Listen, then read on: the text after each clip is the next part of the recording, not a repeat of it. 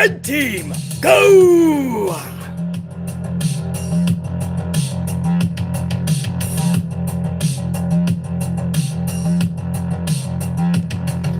Alright, cut that shit, cut that shit. Damn it, Natalie, cut that shit. I didn't say lower, cut the shit. It's my fucking music. I say when it goes on, when it goes off. Yow!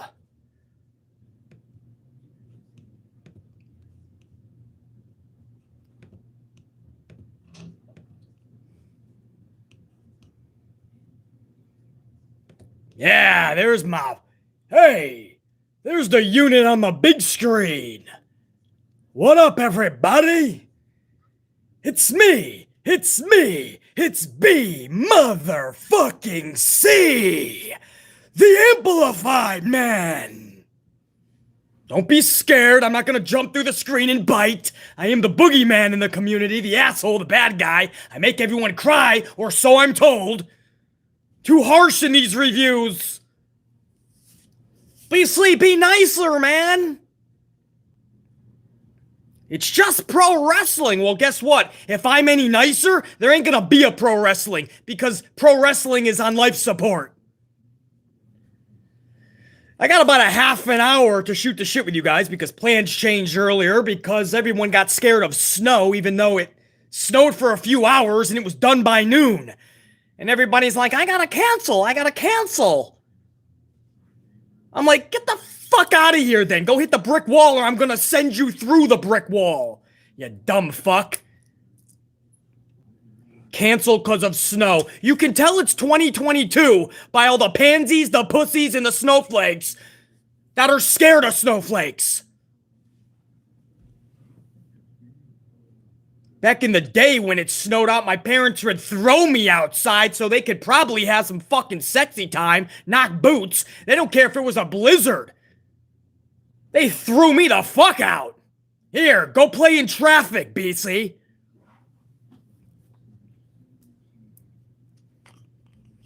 You'll know when it's okay to come back. The doors will be unlocked. Sometimes I was like a fucking stray cat, 2 a.m., trying to get inside my own house. Anyway, what's up, everybody? I got about a half an hour because plans got changed and rearranged. And I'm going to talk about Ali in a little bit because this just pisses me off to no end, man. How somebody could want out of somewhere. They're being nice about it. They're requesting a release. And yet, the company's like, yeah, thanks for doing everything the right way. Now go fuck off. Go join BC, play in traffic. I'm not happy with this, and I'll tell you why. I'll break it down in a little bit. I'll try to keep this all within a half an hour. Sometimes when I start talking pro wrestling, a half an hour leads into an hour and so on. I also want to talk Sami Zayn. I think this should have been known, man. Once his good friend, best friend, Kevin Owens re-signed, I think the writing was on the wall. I knew that Sami Zayn was most likely going to be a lifer. We'll go over that in a little bit. We're going to go over Gunther Stark only being Gunther now, and why we've known this for a couple of years now. Triple H NXT days, Gunther was trademarked, and word was going around NXT. And speaking of, we're also going to go over AEW Dynamite, man. Those numbers, wow. That wasn't even beach break, bro. We're going to go over the numbers. Mysterio gets a badass cover, man. Good for him. We'll go over all this, hopefully, if I have enough time. Tammy Cinch's arrest, Sonny, her arrest from this past week, and Jeff Hardy reuniting with the Hardy Boys. I mean, these are a lot of topics I would like to go over. I don't know if I'm going to have the time to, but I'm sure as hell going to try. Also, I already saw some supers coming in, so you guys are my VIPs.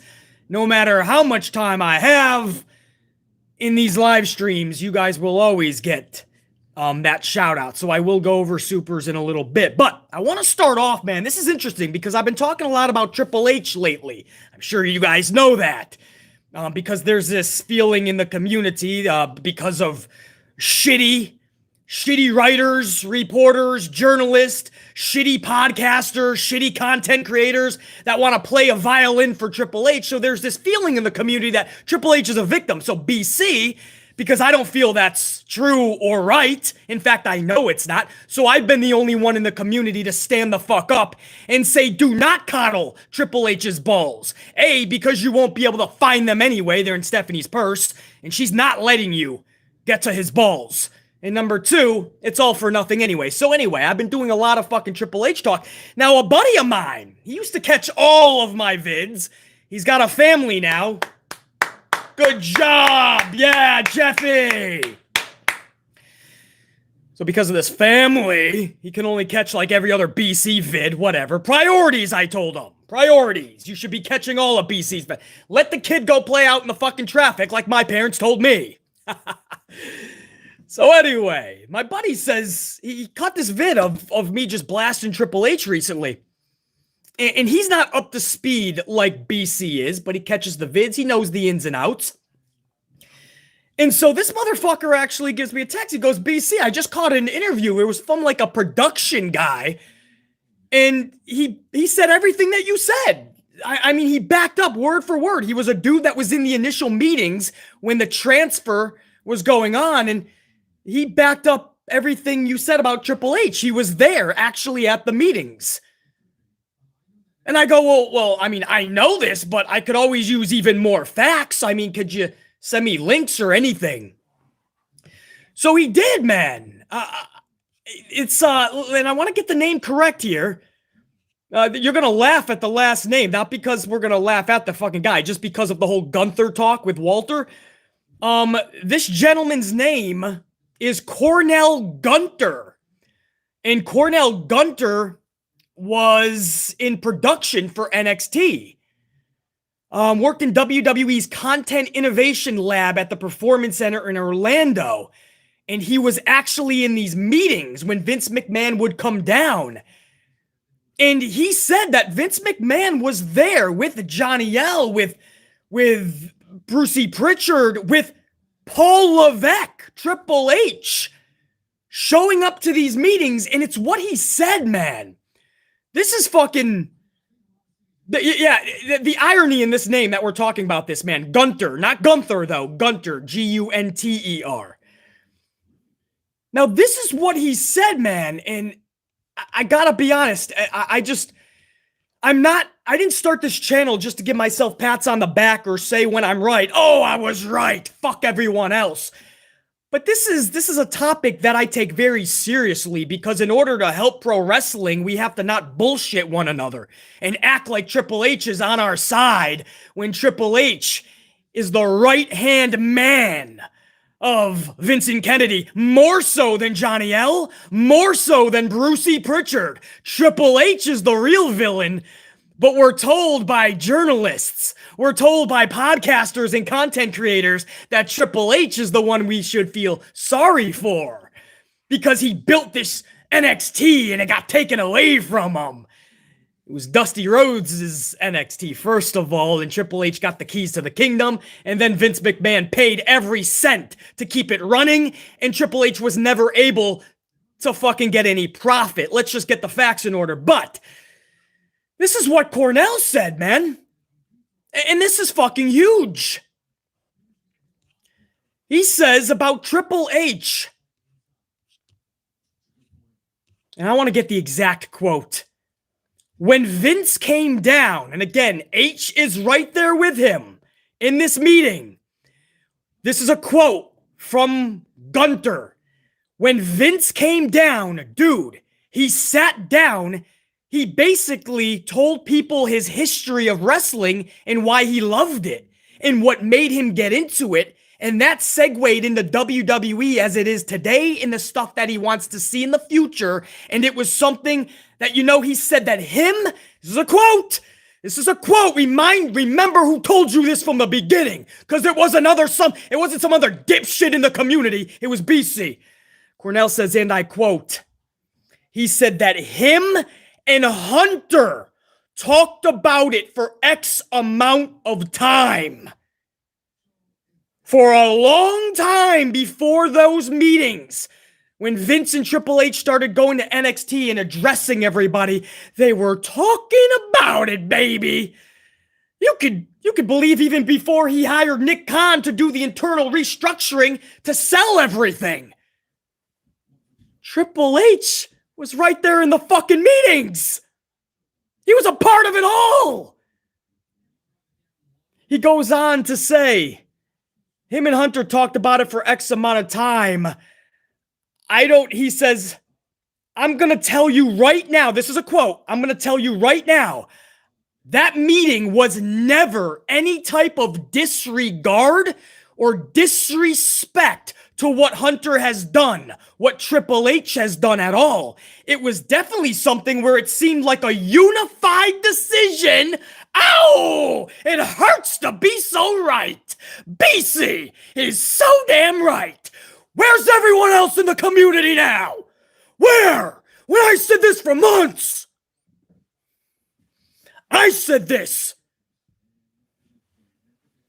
It seemed like it was a unified decision with Vince and Triple H where everybody is on the same page and everybody was understanding. Everybody going towards the same goal. It was an inside job all along. I said it. Big thanks to my boy Jeffy, man, who came across this. This is just more facts. We're going to get much more facts, too, as time goes on. Trust me. It was an inside job. BC told you this. I'm going to reiterate. He added that Vince and his guys, including Triple H, all presented a unified front and pitched a common understanding of how NXT might look and feel different.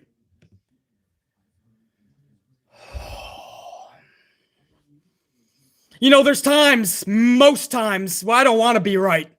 Because I know what that means.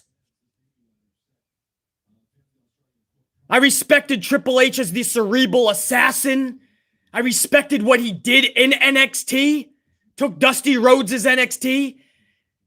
And he utilized it correctly with the Sasha Bankses and the Baileys, the Shinsuke's and the Finn Balor's and the Sami Zayns.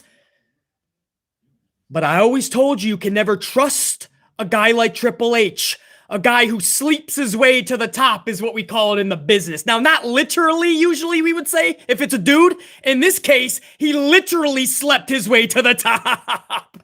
That's hilarious in its own right. Or at least it would be if it wasn't so damn tragic for poor China. If it wasn't tragic for somebody like Sting, who begged for matches while he was under that WWE deal. And because Triple H couldn't face Sting being anything in WWE without Triple H pinning him at WrestleMania. That's the lasting impression. Triple H never wanted Sting in there with Seth Rollins. Never. Vince McMahon had to fucking double down on that. Triple H wanted Sting to come in, beat the hell out of him, beat him 1, 2, 3, and let him know that if this was back in the heyday of WCW, Triple H would have done the same thing. And then he wanted Sting to just accept the Legends deal, shut up, and ride off into the sunset. Sting wanted more in his 50s. Now we have to watch this guy in his 60s run circles around most talents. Could you imagine what Sting could have done? No, Triple H held that motherfucker down. Triple H came to WWE and he said he wanted to be a sponge of wrestling. He could have hung around people like Bret Hart and really became a sponge. Instead, he hung around the Clique. People that drank and drugged. Everything that was Triple H was against, Paul Levesque. But he knew that they had more power than Bret Hart and such. So he hung around them, was the designated driver. And when the Clique was no more, it was Triple H that was the last one standing. He knew he played the game. It was time to play the game. He saw what Dusty Rhodes created in NXT. He wanted his hands all over that. He told Vince McMahon, he told the USA Network, I could beat the shit out of Tony Khan. I could beat AEW, that pissant t-shirt company, and I'll be the top fucking indie promotion. Because that's what Vince wanted Triple H to do. It was always an inside job. Triple H was only supposed to. You wonder why it was half developmental, half a brand? It seems asinine, doesn't it? It's because Triple H's job from the beginning was just to eat up all of the independent talent so that companies like AEW cannot succeed. And Triple H, for a long period of time, he was doing just that until AEW broke through the fucking brick wall anyway. This was an inside job all along. BC said it was. BC would not lie to you. You want to listen to lies? You go somewhere else in this community where people will feed you a narrative and an agenda. And then all of their sheep, their audience will they'll flock into the fucking community and regurgitate what their favorite podcaster just told them, or their journalist, their fucking writer in the community that has all the news. Triple H is being done filthy. Triple H, this is a personal vendetta. Facts just came out of those meetings. Facts just came out. It was never a personal vendetta. Triple H was in it all along. Do you think there wasn't a reason that Triple H went away? A heart procedure, it was called. That's something that you schedule. It's not like a heart attack where you literally have to go to the hospital and then you're out of commission for a fucking year. No, this is a procedure. If this was actually done, you can schedule that whenever you want. BC's got a fucking heart murmur. I could schedule one 10 years ago. No thanks. I'll just keep drinking a lot of coffee. We'll see what happens. Oh, no. You see, Triple H went away right around the time where all of his children, right, they all looked up to him as Papa H. And he knew all these changes were coming. You know what this motherfucker did? He turned his back and he ran away. Right at the time where people were getting released, right at the time where the trainers were getting gutted because Nick Khan came in and totally restructured for a sale. Right? That's why the trainers and everybody win. It wasn't just because Triple H brought them in. No, not even by a long shot. It was because they had the NXT way and mentality. If you're gearing up for a sale, you want newbies to come in and eat up the new way of thinking. Any Fortune 500 company will tell you that. I've told you that for 2 weeks now. Nick Khan did that. That's all Nick Khan's work. And you think it's a coincidence that Triple H just fucking left? He just left. And you know how we know? He never stuck up for anybody. It takes 3 seconds to leave a fucking tweet, is what the kids call it. Leave a tweet on Twitter and just say, much love to X, Y, and Z. No, he's going to come back. He already came back last week promoting Vince's bullshit, the NIL program next in line. Nick Khan has already said he's coming back to NXT next month with Brucey and Johnny to do recruitment. So he's already back to work, staying silent on everything. He came back and you know what he said? Oh, wow, what happened? Oh, these guys are gone? Oh, that sucks. Sorry, guys, I didn't know. You think it's a coincidence Triple H left at the fucking time where NXT needed him the most, supposedly? Because, again, what we were told is he didn't know what was happening. His own father-in-law, who he just had Christmas dinner with, according to Stephanie, and they're laughing, having a gay old time. But his father-in-law is trying to destroy him. Wow. Seems like the community knows this, but nope, everyone forgot to tell Triple H. He's still laughing to the bank with all the checks. Well, at the bottom, it says Vince McMahon's name on it. No, it's not a coincidence that he just fucking left at the time where everybody was getting released in his NXT. It's not a coincidence that he remained and still to this day remains silent. There's a reason that he's coming back to NXT now in February. First, he's going to get the NIL program in order, which he's been doing for the last 10 days. Next month, he goes back to NXT and recruits. Business as usual. Goes with what the confirmation by Cornell Gunter, former NXT production staff who was in that meeting. This backs up everything that he said. Triple H was a part of the original meetings and even said that they have been talking for X amount of time from Vince McMahon's mouth with Triple H right next to him. We have been talking about this for the longest time. And now we're going to utilize. We're putting it into play. So Triple H was there from the beginning. And here Triple H is coming back when the smoke settles. And it's a totally different NXT. Here he is, right back to work. It was an inside job the entire fucking time. Fuck what you heard elsewhere from any other cocksucker in the community. And fuck them for lying to you. Ow! Am I shocked? Of course not. Of course not. I told you this was the deal from the beginning. Every word that I was getting was that Triple H is fully on board with all of it. Because his mission from the beginning from Vince McMahon was to gobble up all of the independent talent. That's what NXT's purpose was for when Triple H took over. It got amplified once AEW came into play, but what happened was Tony Khan and AEW kicked his ass, and Vince had no choice but to take the ball back because they were not turning a profit. I know that's hard to hear. I used to love NXT too, man.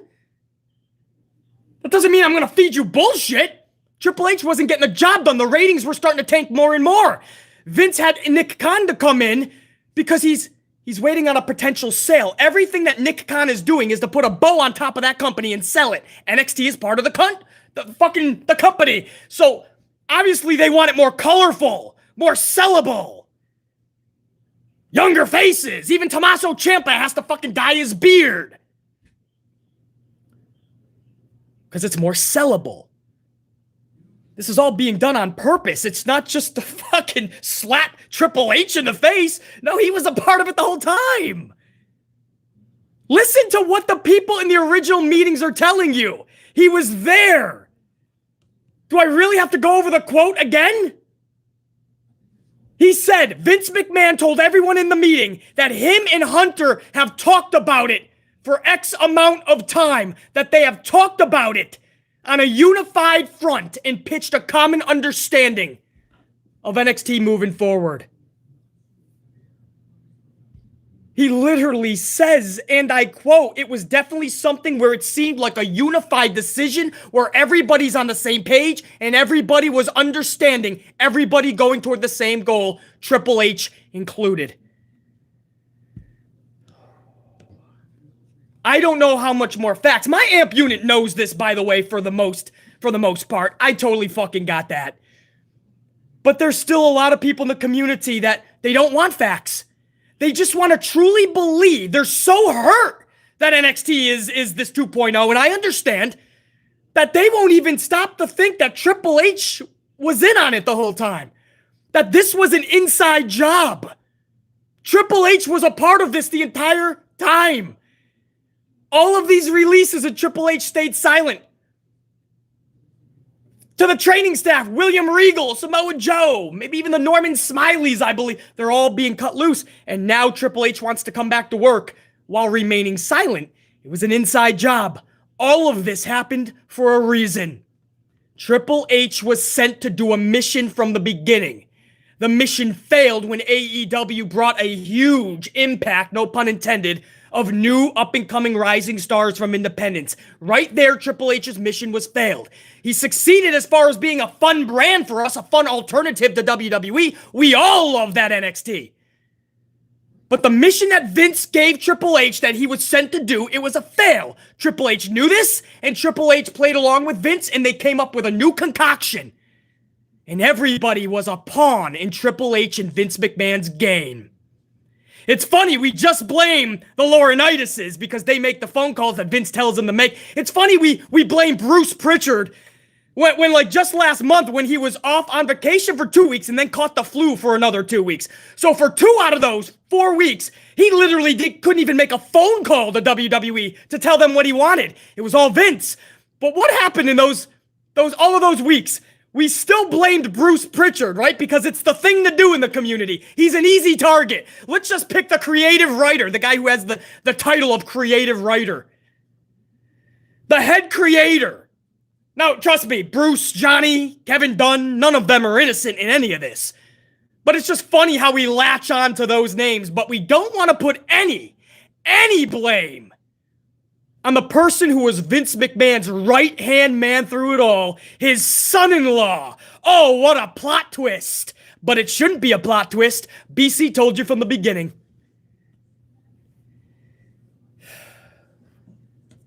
BC, is it tough being right all the time? No, because I just put facts together.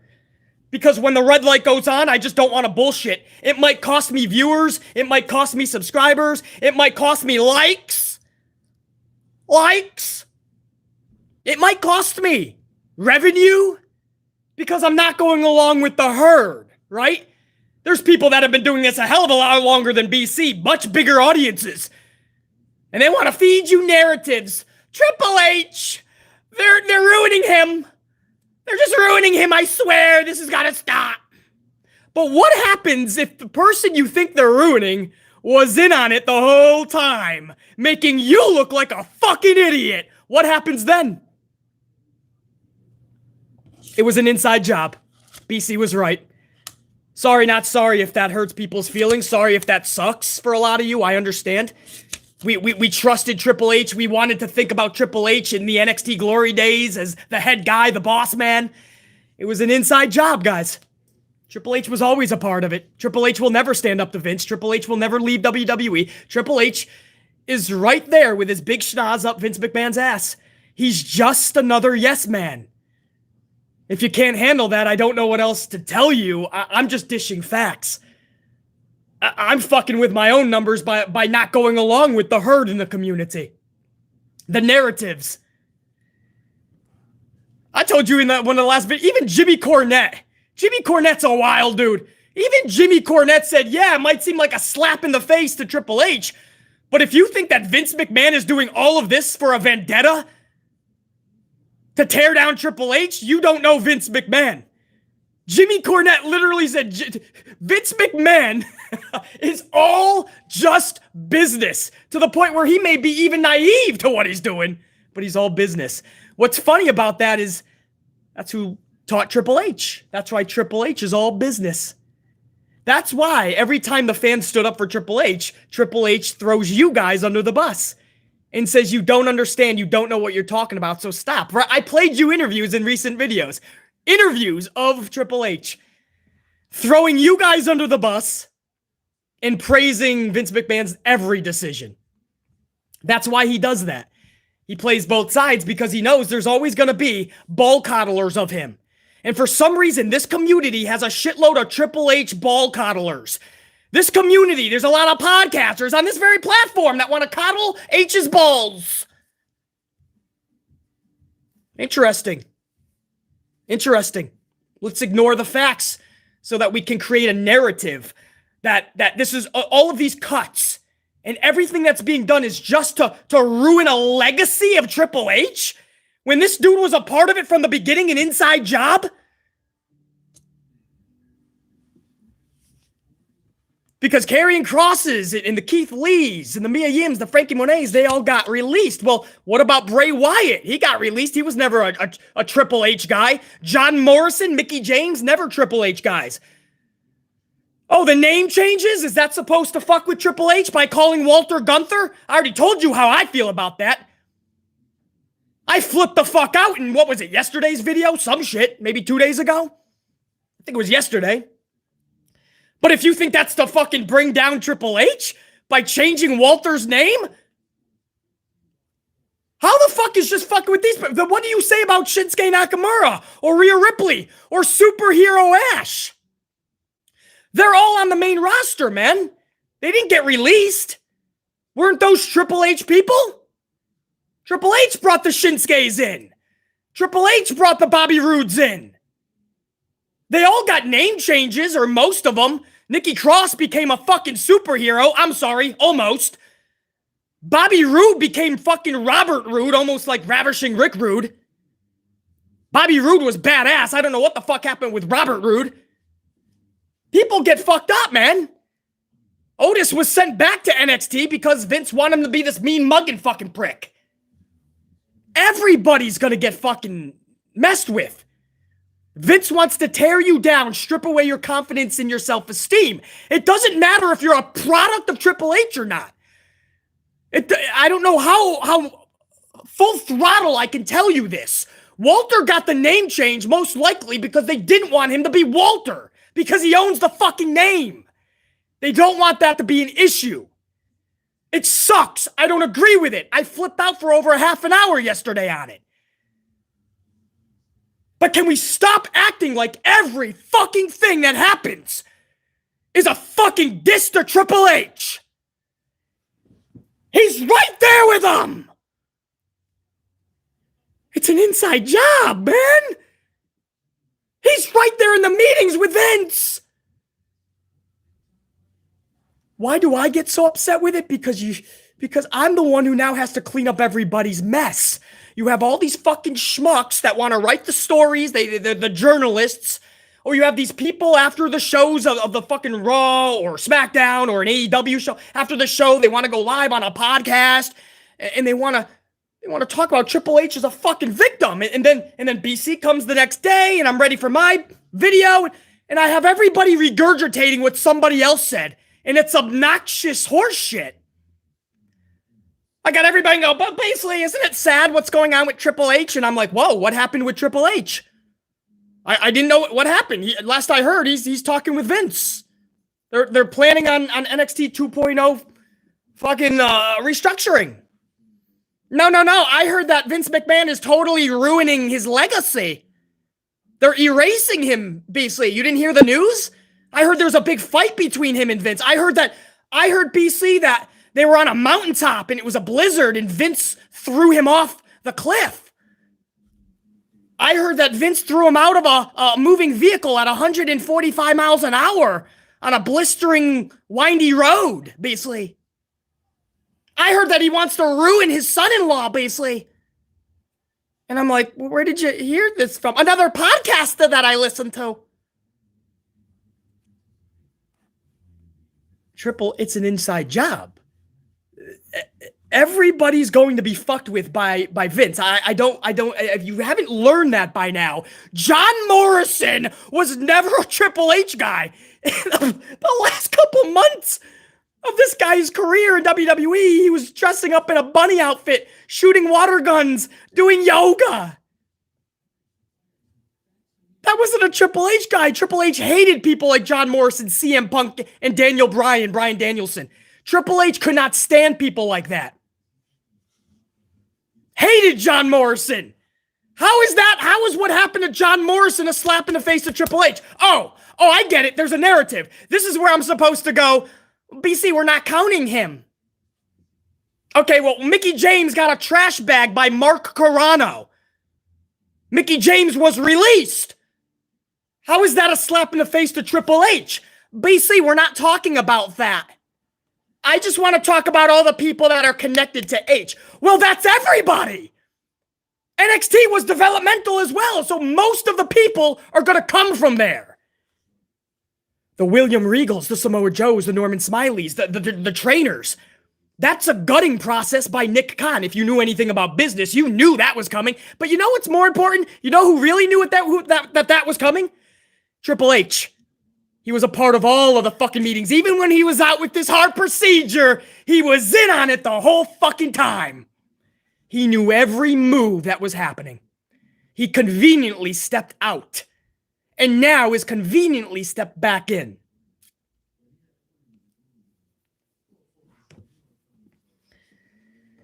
You know, it's funny. We can all do narratives, right?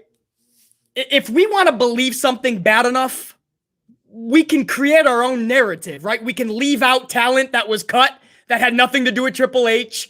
We can leave out talent that is being fucked with, but still on the main roster. They did not get released because it doesn't fit the Triple H narrative. And then we could just talk about the ones that are Triple H guys and gals that have been cut or currently getting a name change. You're not gonna fool BC.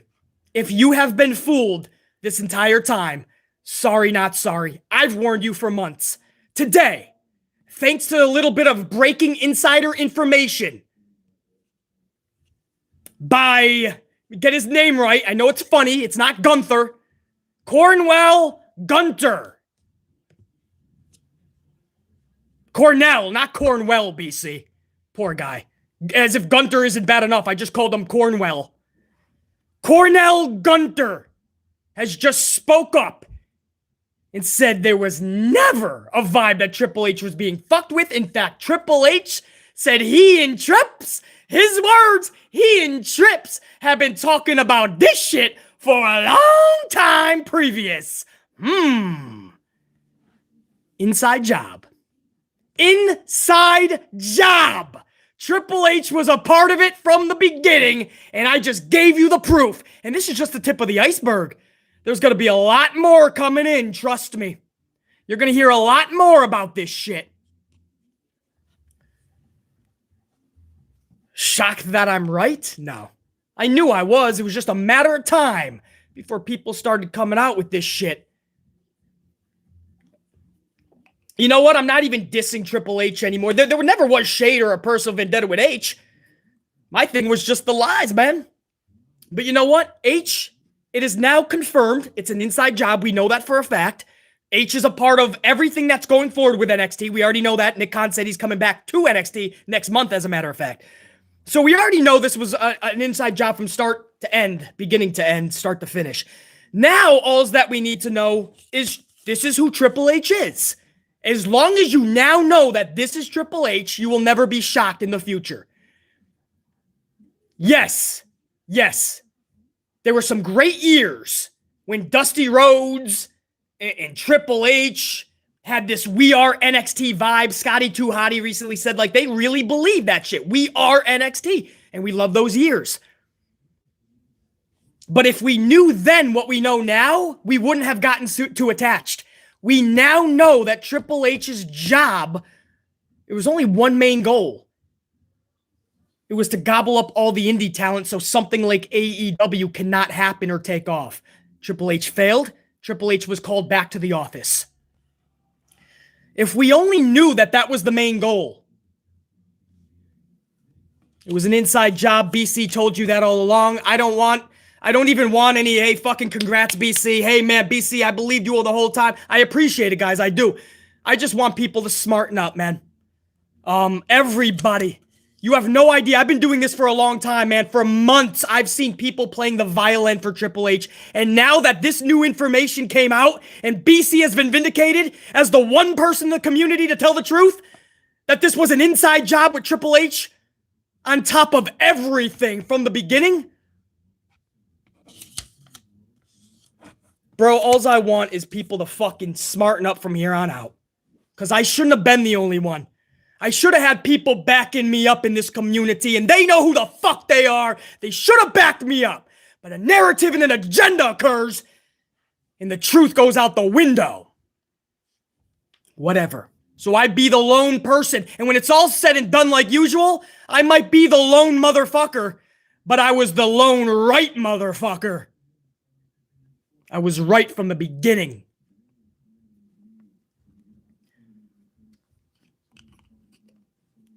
He is who we thought he was. Wasn't that what they said about the Cardinals several seasons ago in the NFL? They are who we thought they were. They are who we thought they were. Did I get that right? Well, Triple H is who we thought he was. He was always that slimy little ass kisser. And he still is. You got it. And you guys are still thanking me in there, man. You don't got it. I told you I was always going to tell you guys the truth, man. If you guys can handle it, I appreciate it.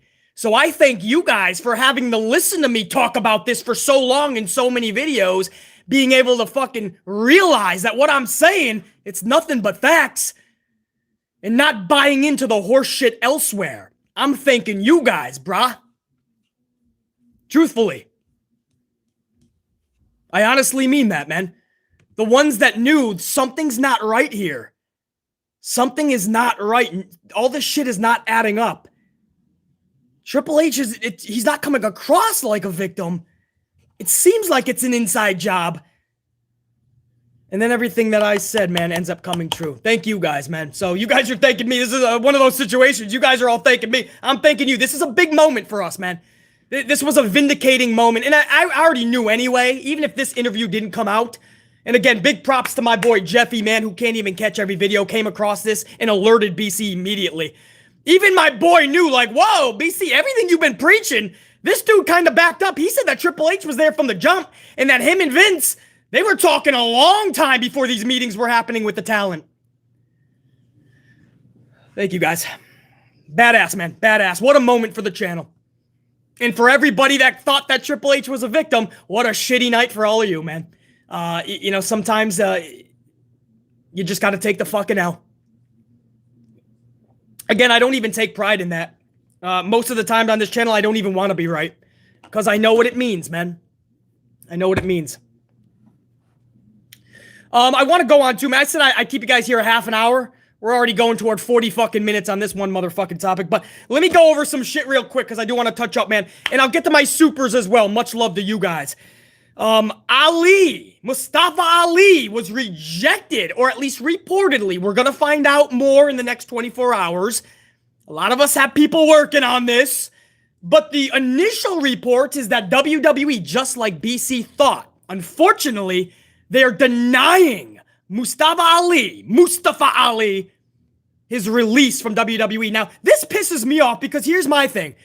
If somebody is unhappy in your workplace and they come to you because he didn't go on social until he already said he asked for his release. So he did it the proper way.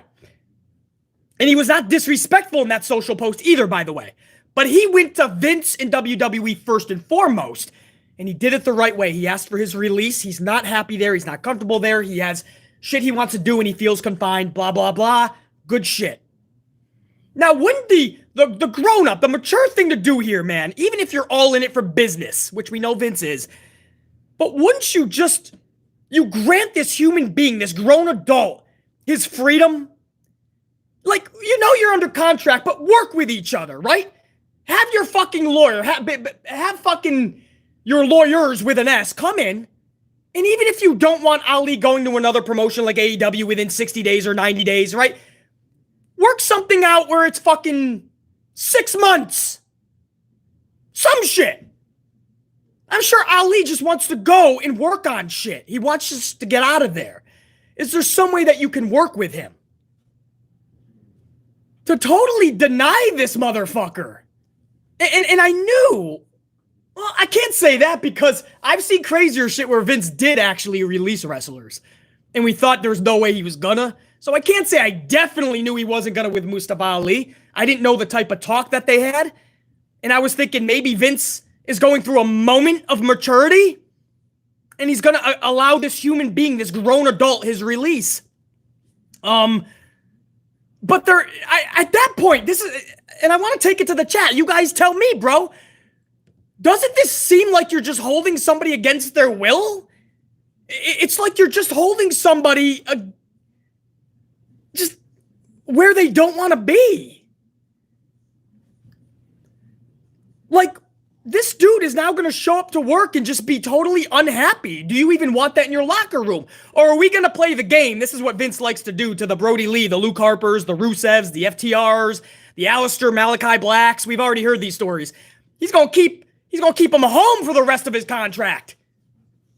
Fuck with him at the tail end, maybe. And then expose of him like yesterday's garbage. That's most likely what he's going to do. It's like, and you guys are using the word up in here, man. I saw some people say prison. I will use that exact word. It's almost like a fucking prison. And it's funny because didn't Luke Harper and Miro kind of allude to that themselves? You remember when they were putting out social posts? Brody Lee, Rusev, Miro, they were so unhappy that they were taking it to social and they were saying it's a prison. Here we are in 2022. And these wrestlers are still alluding to that because that's what this is. Bro, no matter how competitive, no matter how much BC is about business, if a grown man comes up to me and asks me to be released from a place he doesn't want to be at, which is my place, bro, no doubt, bring it in. Big fucking amplified hug. We'll check you. All the best. We're sorry this didn't work out. Possibly I just fucked up, right? I mean, if you're Vince, I don't think he's going to say that, that he fucked up. But you have a fucking handshake, a big fucking hug, and literally, instead of putting down in a social post all the best in your future endeavors, you look that son of a bitch in the eyes and you say all the best in your future endeavors. You absolutely have my blessing and you have your release. If that's BC, that's what I'm doing. Business-minded or not, I'm not going to have a grown fucking man miserable in my company. Because now I'm not running a company, I'm just running a damn prison! A prison!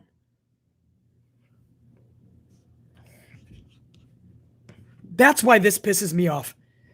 You know, I grew up in fucking, I was raised in projects. I grew up in a prison. And what I mean by that is I didn't really start maturing until I was young, made enough bad decisions, and I was in a fucking prison having to grow up. So I know what it's like to literally not be able to go into the world, have freedom. To go out on a fucking deck. It's just a fucking steel cage. Not a steel cage match like in WWE or pro wrestling. Literally, just a fucking cage with big bars that you can't get out of. And I would see cars drive by, man, in the distance. I'd see fucking birds flying free, and I'd think, hey, one day, okay, I won't be flying like a bird, but I mean, I'll be free. I knew what it was like to be somewhere you didn't want to be, bro. To be held there. And know that you're going to have to stay there. To have somebody who did everything correct in life. He was a fucking former cop, I believe. I could have sworn Ali's the one that was a former police officer in Chicago, I believe. And you're basically putting this dude into a prison just because you have all this fucking power. It's pathetic, dude. It's just not right. And I understand, it's business, BC. He signed a contract. I get it. But if you can't be honest with yourself and say that you fucked this dude up, you have every chance you got, just like everybody else on Vince's fucking roster.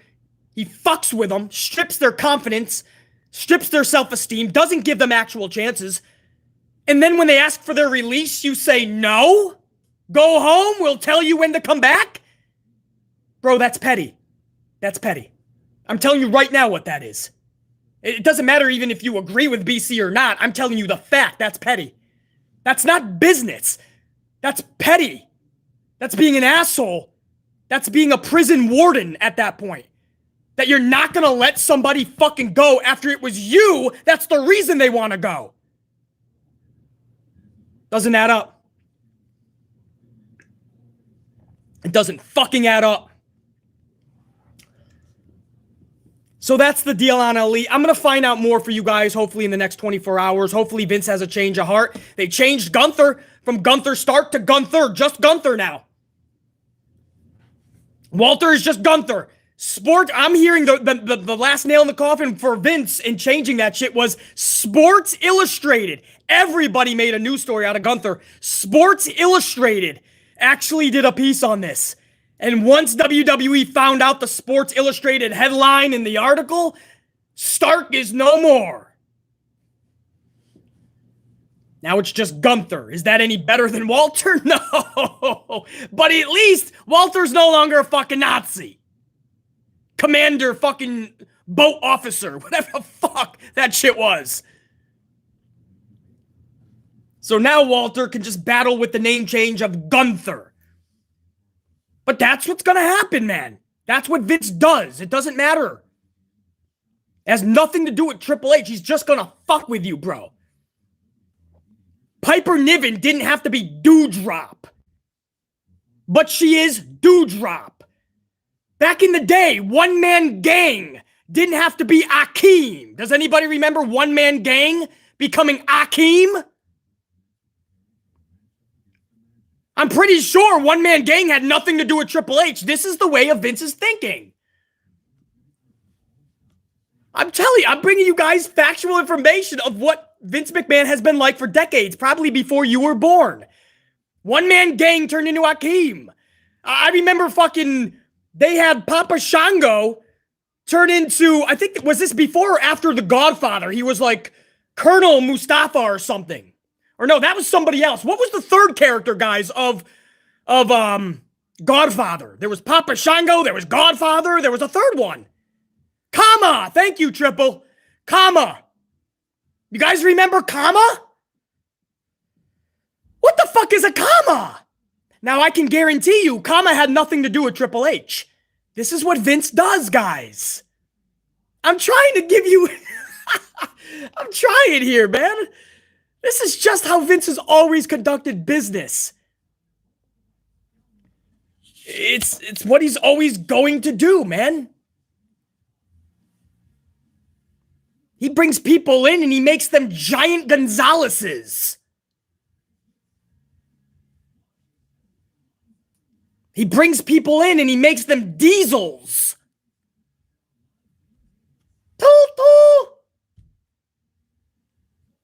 And tugboats and earthquakes. This has always been the way that he. You guys are coming up with some good one. Flash Funk. Flash Funk. Too Cold Scorpio is not a Flash Funk, bro. This is what Vince does.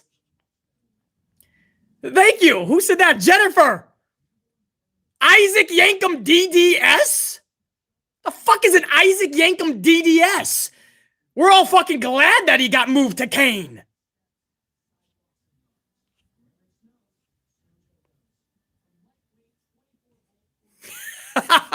You guys are too much now, man.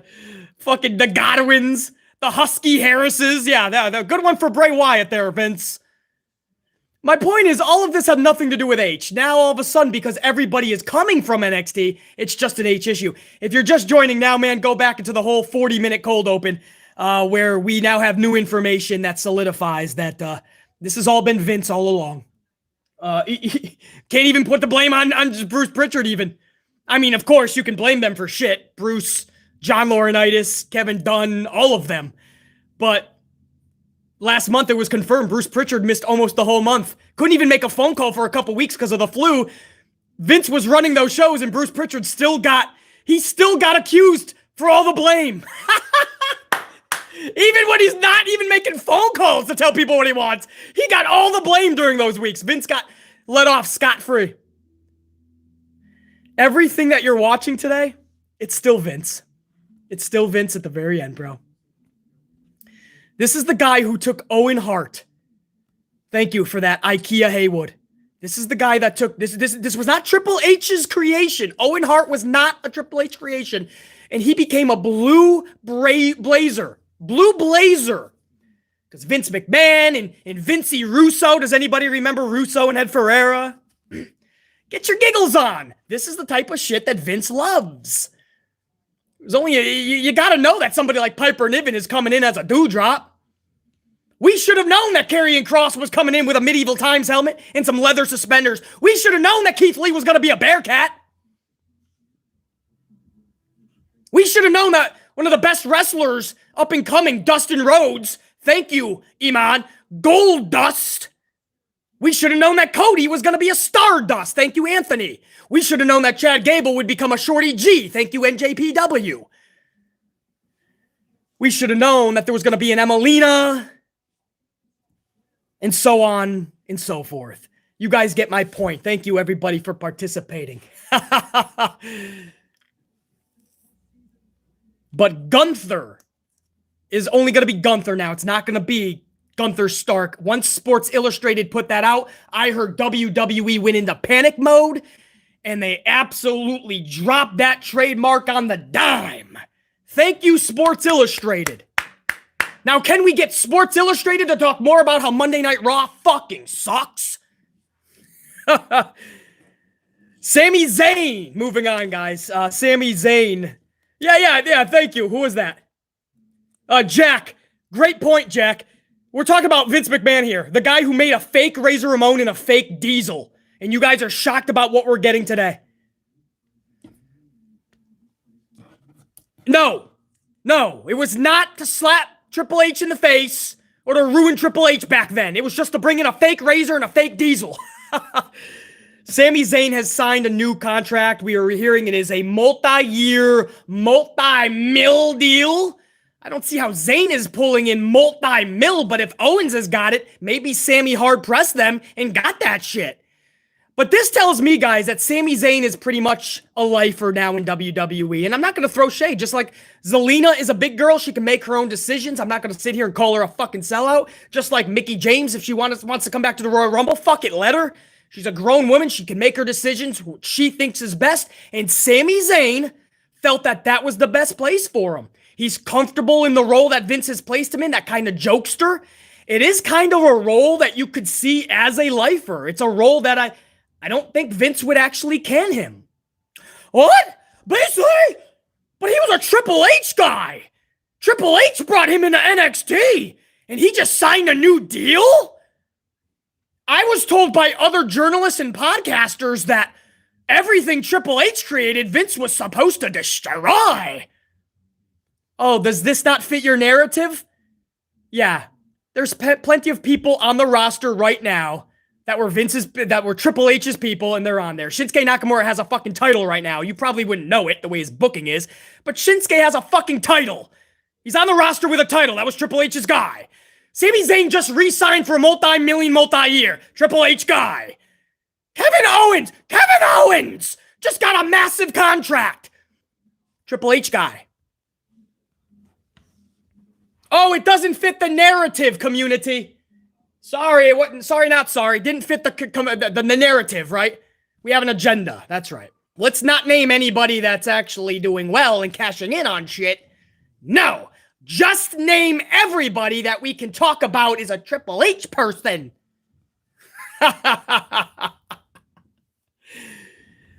Yeah, Sir Charles. Thank you, brother. Sir Charles. I was right about Owens, too. Who was the only one in the community when everybody said Owens was going to AEW? Do you guys remember 2 months before? I don't know. Do I pat myself on the back? I was the only one. You remember every other podcaster? Go ahead. Think of your favorite podcaster. I bet you they were all saying, AEW. He's AEW. Oh, there was one guy over here, Beasley. I was going against the grain because I knew the facts. I was putting all my facts together and it didn't seem right. I was right. Hi, I'm Beasley. I'm new to the community, or newer.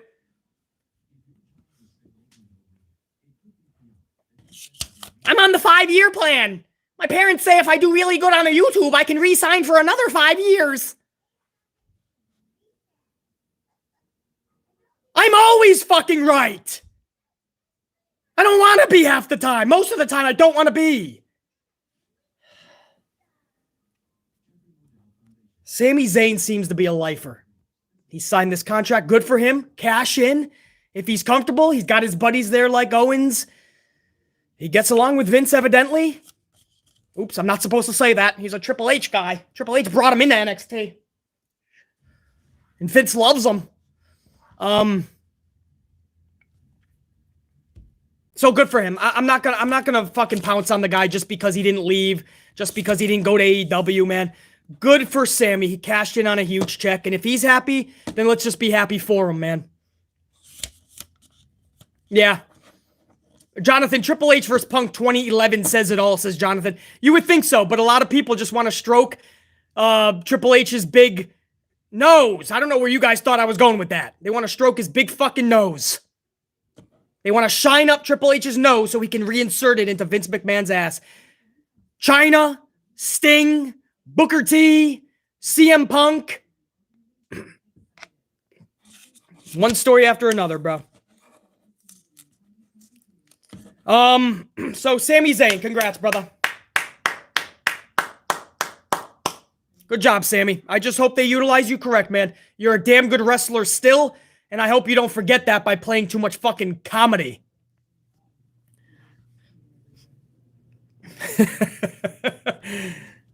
Oh, man. Did you guys hear the AEW Dynamite rating, bro? I don't know if I'm going to be able to, man, hold on. I don't know. You know what? No. I got to get I mean, we're already going way past my half an hour. We just went over an hour. But I got to get my boy Brandon Thurston up in here, bruh. I got to see what Brandon Thurston's saying up in here, man, because they pulled a rating, bro. They pulled a 1. Hold on. What the fuck did they pull? A 1.32. 1,032,000. They are back over that mill. And this is before beach break. Good for them, man. Good for Tony. Hopefully that show last night, I felt it was better than last week. If you caught my guys, if you caught my review, I'm the one who put it out. All my people showed up, thank you. I put out a review earlier, guys. It came out late, and I know the tube didn't really push it. But after this live stream, go check out my review. It's over an hour long of AEW Dynamite. And I gave you full amplification, even threw in a pissed off coffee story from this morning. So go check that out after this, guys. Full amplified review. I put it up hours ago. So I told you guys in that review, they did better than last week. It seems like people enjoyed it better than last week. 1.32 thousand, man, over that million. Now I have Brandon just put out the quarters already too, man. I usually like to do this live with you guys, so I don't know if I should do that. Let me see. You know what? Maybe I'll go over this another time during the week, but just as expected, the Jon Moxley live promo pulled in 1,218,000 fans. By the end of the night, they were at 947. Now, usually there's a slight downtick as the night progresses because, especially Tony Khan, he doesn't really give you anything to look forward to. His main event was Acclaimed versus Sting and Darby. Now, thankfully, Sting stole the show at 62, looking like he's 32. Sting is amazing. Sting is incredible. But Sting and Darby versus the Acclaim should not be in a main event when you're building the Beach Break next week, and in 2 months, you got fucking Revolution. What the fuck is the Acclaimed in the main event for? And this shows you that it's not just BC critiquing this negatively or harshly. This shows you that 1,047,000, 11, nearly 300,000 people said goodbye from the top of the show to the end of the show. Unacceptable. The beginning of your show should tie into something for the end of the show. You should always have a tie-in because that's going to give yourself, your company, Tony, you, the best chance to get the highest audience. BC knows what he's talking about. I've studied numbers for decades. So it's sad to see it drop throughout the night from a 1.2 for Jon Moxley. It dropped to a 1.1 for Adam Cole and Britt Baker versus Orange and Chris. Then it dropped to a 1.039 for Shawn Spears and CM Punk. And then it dropped even less to a 1 million flat for Christian and Billy Gunn's backstage segment, Cody Rhodes' live promo, and then the Brody King Malachi Black versus Varsity Blondes went into 1 million flat. So just under, it was 1,016,000 and then 1,007,000. And then once Lance Archer and Frankie Kazarian, then it dropped to a 964 and they could never rebound. It went to Serena Deeb and Sky Blue, which pulled 941, and then 947 was your main event. I wish I could show you guys the actual numbers, but just understand that we can do better. I'm so glad they're back over 1 million, a huge increase, a better show than last week. But we can structure these shows better. Tony, I hope, knows this. That's all I'm saying. I'm admitting it was a better show than last week. Now we have to kick it into high gear. Vince McMahon has WrestleMania season starting next week with the Rumble. There's no reason that Tony Khan shouldn't on his ass during his own season. There's no reason that Tony Khan can't overtake WrestleMania season. You just got to do every little detail correctly. Those little details cannot be minor anymore. Remember I said that. And then Mysterio. Congrats to Mysterio, man. Mysterio, salute. He is gracing the cover of the new WWE 2K, man. 2022. Rey Mysterio has gotten the cover. I mean, he's been kind of lost in the shuffle the whole year, several years. But okay, at least it's not like a Braun Breaker.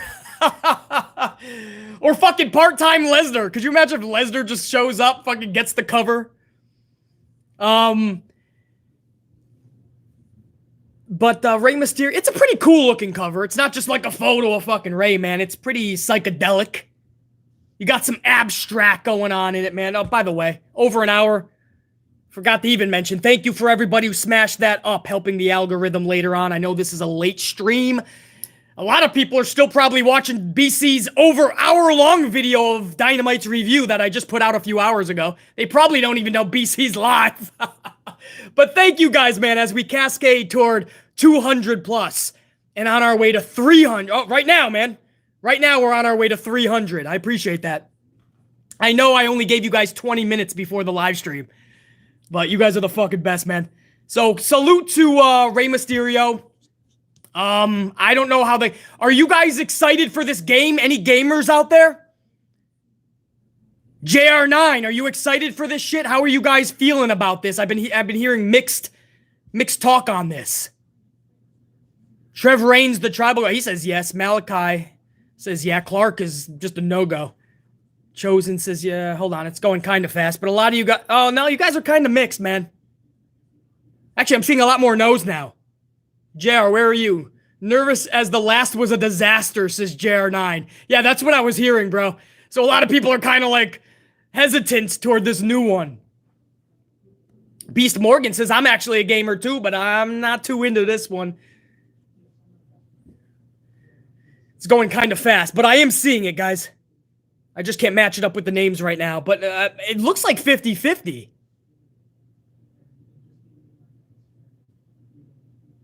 Yo, War Dog, I'm the last motherfucker you want making a game, dude. I can barely play them. Have you guys, some of you guys who have been tried and trues for years on the channel, you guys used to see me play Raw versus SmackDown. I've yet to win a match. In fact, I'm thinking about coming out of retirement soon. I'm going to play an old school 2007 or 2008 Raw versus SmackDown, and I'm going to come back, and I'm going to try to win my first match, man.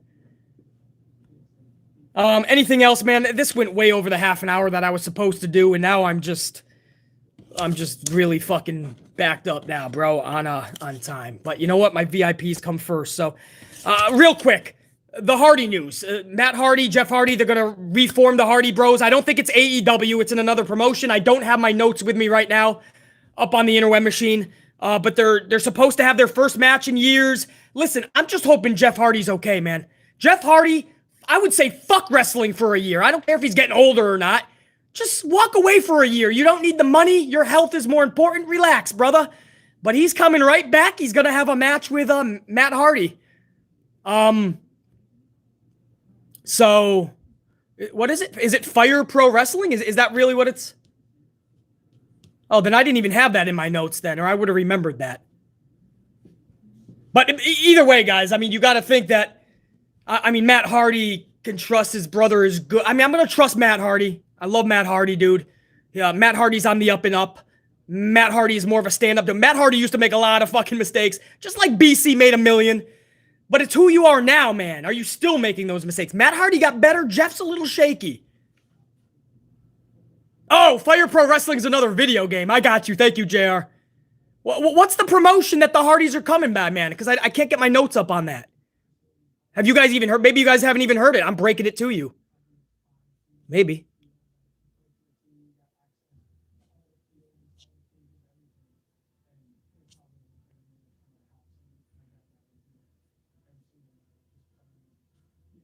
Yeah, nobody knows. Okay, well, trust me. They're getting back fucking together. They're gonna have a fucking match. It's not supposed to be AEW. It's fucking happening. I will find out more since nobody can find the info. I will get it to you guys.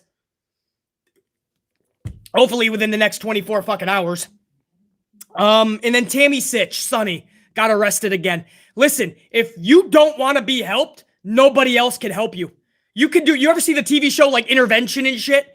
But if you ain't willing to say yes to the fucking dude who's running the intervention in your fucking family, if you're not willing to do that, you're not going to get the help. And unfortunately, this is only going to end up one or two ways, man, sadly. She's either going to go to prison for a very long time, or unfortunately, she'll be no longer with us. That's my thing. Big Time Wrestling. Thank you, guys. DeMonte, Lucas, DJ. All you guys that sent that over. Big Time Wrestling. Thank you. That is in my notes. That I do remember now. Okay. Big Time Wrestling, Matt Hardy, Jeff Hardy. So for Sunny, it sucks, man, because we grew up fucking watching her. You know, we knew her struggles, and we were hoping that by now at her age, she'd be much better. But it's what it is, man. You know, some people just they either just don't want the help, or they just don't know how to say yes to it. I'm so fucking late here, man, but my supers come first, my VIPs, so let me get to my VIPs right the fuck now, man. Everybody who got BC a coffee during this impromptu live stream, like Ashley Staggles. Ashley, Island of Amplification, acknowledge me. Red team, go! Ashley, much love and appreciation, bro. Good to see you up on here on this impromptu Thursday evening live stream. Good to see Ashley up in here. One of my tried and trues. Always good to see your name up in here, dude. Acknowledge me. Let's acknowledge Ashley as well, man. Fuck yeah. Trev Reigns, the tribal god. 5-Spot Coffee says, I won't be here for the rest of the night. Smash the like button. I'll be back later to watch. Salute to the unit and to you, BC. Red team, go! Trev Reigns, man, thank you for stopping by and smashing that up, dude. Just showing the love. This will be up on the channel later, dude. So I appreciate the words. Love my tried and trues, man. A Merrick with a 5-spot. Hi, unit. Let me catch a few minutes before going to sleep. Feeling ill today. Much love. Hey, Merrick, feel better, bro. Much love and respect. Hey, Merrick's over here feeling like horse shit, like dog shit, and he still clicks on the video to show love to BC. You guys are the fucking best, bro. Then you wonder why I do all the research that I do for you guys. Why I do impromptu live streams. Why I'm willing to be the only one in the community to go against everybody else because I truly believe something. It's because of people like A. Merrick who are fucking under the weather and still show support. It's for people that can't stay long, but they still click it just to smash an up button. That's badass. A. Merrick, I appreciate it, dude.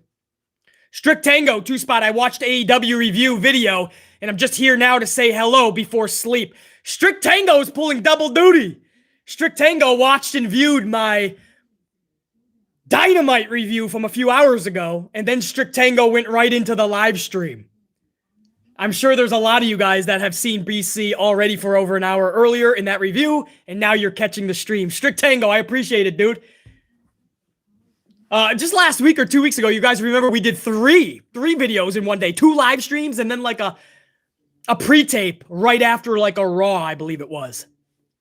Unreal, man. You guys are the best. Strict Tango, I appreciate it, dude. Joey's Adventures is up in here, bro. Joey's Adventures with a 5-spot coffee says, someone on social said that if any fans agree or defend Walter's name change, they are WWE yes men.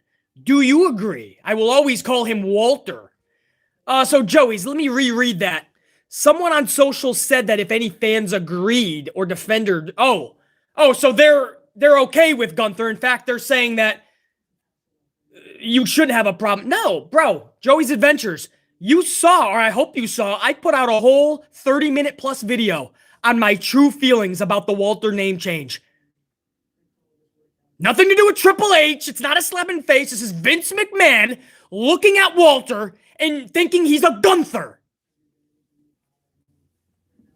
This is Vince. We just went over a big part of this, talking about way before Triple H was ever around, all of the names that Vince McMahon changed in his wrestlers or just brought in. This was always going to be a fucking Gunther or something like it. So my video was about the bigger issue. When is that shit gonna stop? And it's only gonna be when Vince is removed.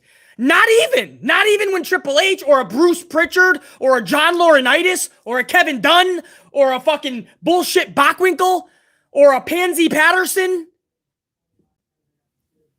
When they're all fucking gone, it wouldn't matter. If Vince is still around, you're still gonna get people named Gunther. So that's how I feel about it. And I also will call him Walter, Joey's Adventures.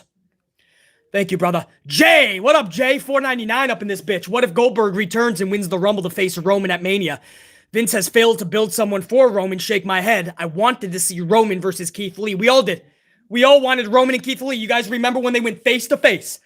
I keep thinking it's Royal Rumble. I think you guys correct me and say that was Survivor Series. But either which, you remember when they had that face-to-face? Money sitting in your fucking lap, bro. And now, you joke, or maybe you're not joking, Jay. Goldberg still has one contractual match left for WWE, and he's already stated he's willing to do more dates. Do not be surprised, Jay, if Goldberg shows up in the Rumble. And I don't even want to entertain him winning that son of a bitch and going against Reigns again. No, I don't even want to entertain that, Jay. Much love and appreciation, dude. Survivor Series 2019. Thank you, guys. For some reason, BC always wants to think that was the Rumble because I guess I'm thinking, why else would he be in there with Roman? But then I remember that was the year where NXT was also included. So you guys are right. Jonathan Masters, 5-spot coffee. Hey, BC, just wanted to let you know I sat through shitty Wi-Fi connection at my gym just to listen to you rant about VKM changing Walter's name. Salute. Jonathan Masters, salute, bro. This dude, Jonathan Masters, was in the gym shitty Wi-Fi. I'm probably going in and out, and all you hear every other word is BC screaming. And Jonathan Masters still showed that love, man. Jonathan, I love those stories, bro. Much love and respect. Salute to you, dude. Keep working on that shit, bro. BC's got to go back, too, on the upper body. It's been a few days, but I'm still fucking looking jacked, man. I got the delts rocking. Ashley Steggle's back up in this bitch with an $8.99. This question is for the chat at WrestleMania. Would you rather have had Triple H versus Sting or The Undertaker versus Sting? Ashley Steggles is one of my tried and trues, so I'm going to entertain this to the chat if you guys don't mind. Ashley, I'm going to take that question to the chat. Chat, per Ashley Steggles, he's asking this. At WrestleMania, would you rather have had Triple H versus Sting, which is what we had, and Triple H buried fucking Sting? I was okay with it if it was going to lead to a Rock Triple H. That just fell through, and it just ended up being what we thought it was. Triple H just wanting to beat Sting. Or, so it's Triple H versus Sting or Undertaker versus Sting. And it looks like, man, I don't got it on the big screen. I got the super chats on the big screen. So this is on a smaller screen, but most, if not all of you guys are saying Taker. I'm viewing this right now on the smaller screen, right below my camera, and I'm seeing fucking Sting Undertaker by nearly everybody, if not everybody. So, Ashley Steggles, if you're still in the chat, bro, there's your answer, dude. My amp unit. Even though we're just doing the supers now, there's still a few hundred amp unit members in here to do that question and answer for you. So I think a ton of answers just came in. That should tell you right now where the amp unit's at. Good question, Ashley. Much love and respect, dude, as always. Sheriff Rivers up in here with a 1, a 7, and a 5 spot. Sheriff Rivers just showing the love on that one. Thank you, brother. Thank you for the up. Smashing that up button. Sheriff Rivers then has a 7 spot that says, thoughts on the Super Bowl halftime show. Dr. Dre, Eminem, Snoop, Mary J, and Kendrick. Is that the Super Bowl lineup? Somebody confirm Sheriff Rivers right now for me. Not that I think Sheriff is wrong. I just want confirmation because I haven't heard it yet. My focus is all on this Saturday night. My Green Bay Packers are in a huge playoff game with the San Francisco 49ers. If we lose, we go to fuck home. If we win, we go to the NFC Championship game. My Green Bay Packers, bro. So that's where I'm at. You guys are all confirming that. So hold on. Dr. Dre is with Eminem? The reuniting? Can they coexist? Snoop. I don't know anybody that can't stand Snoop Dogg, bro. I'm always going to be for Snoop. I'm interested to see fucking Doc, the doctor, not Britt Baker. Dr. D.R.E. And Eminem, bro. You're bringing it back to fucking what? BC's like fucking teenage years, maybe?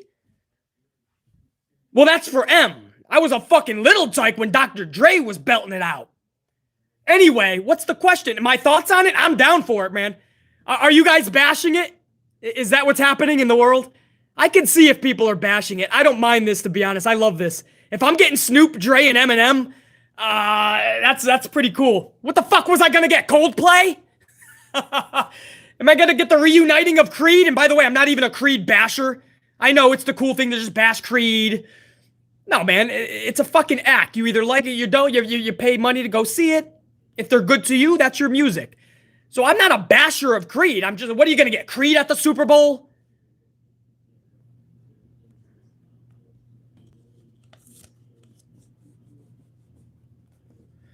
Jordan's like, Coldplay's lit, man. No doubt, man. Coldplay's got hits too. I don't diss musicians. I always hated that.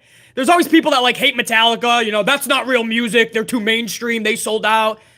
And I'm like, all right, it's cool if it's an opinion. But when you take it past the level of just your opinion and you're just bashing them, it's like, dude, there's people that like the music. There's people that when Enter Sandman comes on, or For Whom the Bell Tones, they go to another level. Let them. Fuck you gonna rag on them for, bro? Yeah, that's what I mean about Creed, though. A lot of people just rag on Creed. I understand it's easy to do, but Creed had like 7 singles. Now you say easily, right? That's because they sold out. That's why they have 7 singles. But you can also look at it like the world heard these songs and the world liked them. And you can also look at it like the world is full of sheep, like I say in the wrestling world. Anyway, we're going off track. Thanks a lot, Sheriff Rivers. My point is, Sheriff Rivers, I'm okay. I'm more than okay with Eminem and Dr. Dre. Can they coexist in 2022? Snoop Dogg and Eminem, can they coexist? And Sheriff Rivers also with a 5 spot. What if Alexa Bliss gets eliminated from the Rumble and then comes back as her goddess character to win the Rumble? Something they would do, bro. I remember, didn't we see Mick Foley do like the 3 faces of Foley in the Rumble? I think he was like Mick Foley. Or no, what was he? He was like Dude Love, he was Cactus Jack, and he was Mankind. I think it was all in one Rumble. So, I mean, we've seen this shit before. So I don't know if that's joking or not, Sheriff Rivers, but you could see Alexa Bliss come back as a couple of characters. But I'm still hearing, it's been days, over a week since I first released, that the current plan is for Alexa Bliss to win the Rumble. First of all, she's going to be a surprise entrant, or they're going to announce it. But she is supposed to win. Here we are days later. I'm still hearing that's the plan. Of course, anything can change. But I'm hearing that's the plan, man. I don't know. I know a lot of you guys are kind of mixed by that. BC was kind of harsh on Alexa. Not harsh, not Alexa the person, but Vince McMahon for giving her the same Bray Wyatt-ish character. And they're teasing Lily. And so we were very vocal about that. Alexa Bliss put something on social within 24 hours later. I think it was the next morning. And she just told everybody, just let it play out. So for Alexa to say that, she usually doesn't do shit like that. I think Alexa, maybe Lily won't be coming back. Maybe this psychiatrist, this therapist, whatever the fuck this doctor is, maybe he's gonna be able to break this Lily shit. We'll see. But Alexa Bliss kind of responded to that criticism. Sheriff Rivers, great shit, man. Good to see you up. Good to see you up in here, and thank you, dude, for the coffees. Flips one, man. Flips one's up in here with a $4.99. Sorry for getting off topic, BC, but what do you think of CM Punk winning in 10 seconds? Flips one, I'm assuming you're talking about the Shawn Spears match from Dynamite last night. It was absolutely fucking pathetic. This is a guy who literally took 75 Wardlow bombs, who's the guy's finishing move, jumped up at the end right to his feet, and fruit roll-up packaged Wardlow to the point where Wardlow couldn't even move his fucking shoulder a centimeter. Super Punk at the end of that match, making Wardlow look like a fucking... I can never believe a Wardlow bomb ever again. I can never believe Wardlow's finisher. I don't know how I can ever view Wardlow giving his finisher and not think, wow, remember when Punk took 75 and jumped up to his feet? And then last night, they had this dude do one move, and Shawn Spears was a jobber in WWE. He left because he was done being a jobber, and now he's a jobber in AEW, because that's what that was last night. And here's what I put in my review. I talked about this for a good 10 minutes maybe in that review that I put out a few hours ago. Go check that out after this stream. I told you guys in that review, you know what the sad part in all of this is? This does nothing for MJF and CM Punk. Nothing. This does nothing to get us more excited. When that match was over, don't lie to yourself, please. Please do not act like that got you excited for MJF and Punk. But if you have tribalism, right? Like an AEW diehard tribalism fan, these are the ones that literally cannot take criticism, just like WWE has their shills and their tribalism fans, they can't take criticism. AEW has those type of fans too. So right after that victory, when we all knew that was stupid, they were probably already on social going, it's good, everybody, it's good. Relax. It's good for the following reasons. A, CM Punk looks dominant. B, CM Punk is in MJF's head again. C, MJF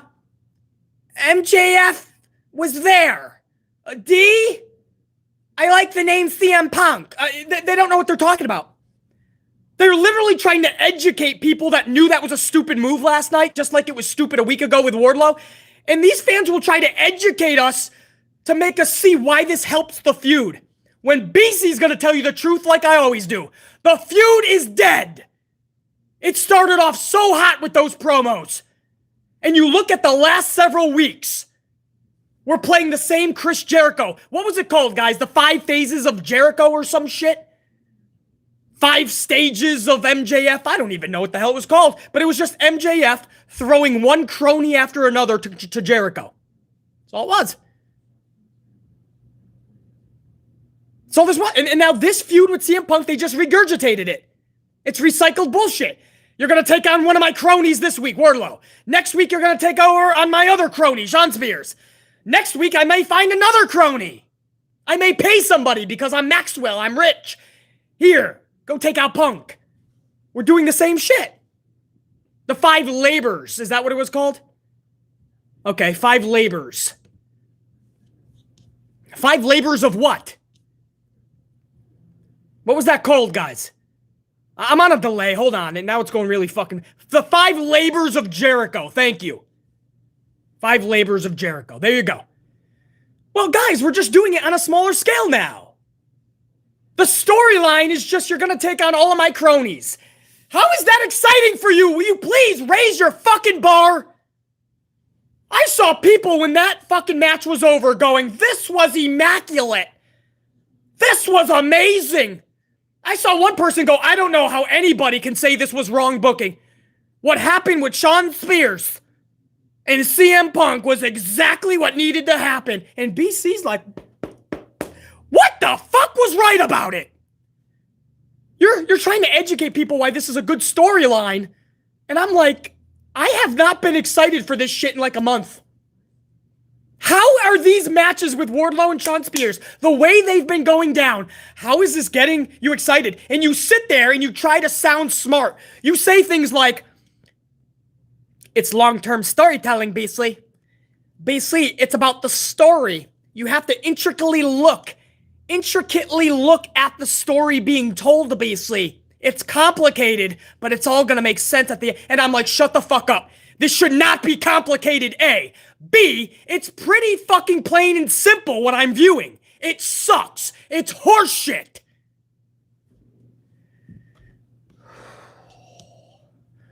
Who the fuck was that? Hey, Flips1, there's your honest answer. Flips1, I hope you're still in the chat, bro. How was that for an answer? Quincy Gray, 5-Spot Coffee. What up, Quincy? After the couple of weeks of AEW, I never take CM Punk seriously as a main eventer ever again. It's weird. Booking. I told you guys in this review, and I don't want to tell you too much because I want you to go back and see the full review. I put it out just a few hours ago. I go into detail what I feel about MJF and CM Punk, but I'll give you a little bit of what I said, some more. I feel they don't know how to book CM Punk. I mean, one week he's having a 10-plus minute match and barely beating Lee Moriarty. The next week, he can barely beat QT Marshall. The next week, he's taking 75 finishers of one of the beasts in the company, bouncing to his feet and becoming Super Punk. The next week, he's squashing Sean Spears like he's Goldberg. I can't gauge this motherfucker. The booking is so erratic. So, Quincy Gray, no doubt, bro. You ain't the only one, man. Patrick Williams, 5-Spot Coffee. Wait for Triple H to start dissing the fans again when we say NXT 2.0 sucks. Patrick Williams, it's coming. Patrick Williams knows the deal, bro.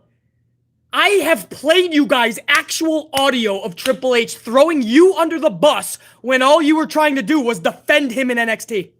We're trying to help Triple H in NXT, and he threw you under the bus. BC gave you his words, the actual audio. It's coming, Patrick Williams. He'll tell you, for defending him and helping him, he'll tell you that you don't know what you're talking about. Everything Vince is doing, it's best for business. This is Triple H we're talking about. Trust me, it's inevitable. Patrick Williams knows what's up. Reginald Rumble. What up, Reginald?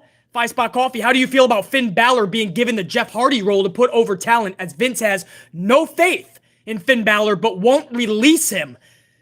He will actually, though, Reginald, because my thoughts on it, A, is it sucks. I don't know how you put somebody like Finn Balor in that position. I always said when he was the Demon, he's a larger-than-life superstar. But I didn't mean that when he's not the Demon, you just throw him in there as an irrelevant jobber, and that's what he's become. Now, Reginald, I'm hearing that he is on the chopping block. After WrestleMania, I'm hearing that Finn Balor, do not be shocked when we hear his name is on the cuts. Vince McMahon has gave up hope, and I'm just hearing that they're doubling down on that story. I'm hearing more reputable sources come out, and I hate this shit, man. It sounds egotistical, but Pat on the back. I was the first one to tell you guys about the cuts and that Balor's name was on it. And then what happened 24 hours later? You started hearing all these stories from reputable people that Vince McMahon has gave up and has no more faith in Finn Balor. And I was the first one to break that to you because I was hearing the same shit from my people in Florida. So Reginald, it may seem like he won't give up on Balor, but he is going to release him if Nick Khan says that X amount of dollars is going to help them exponentially. Vince will do it, man. About that bottom dollar.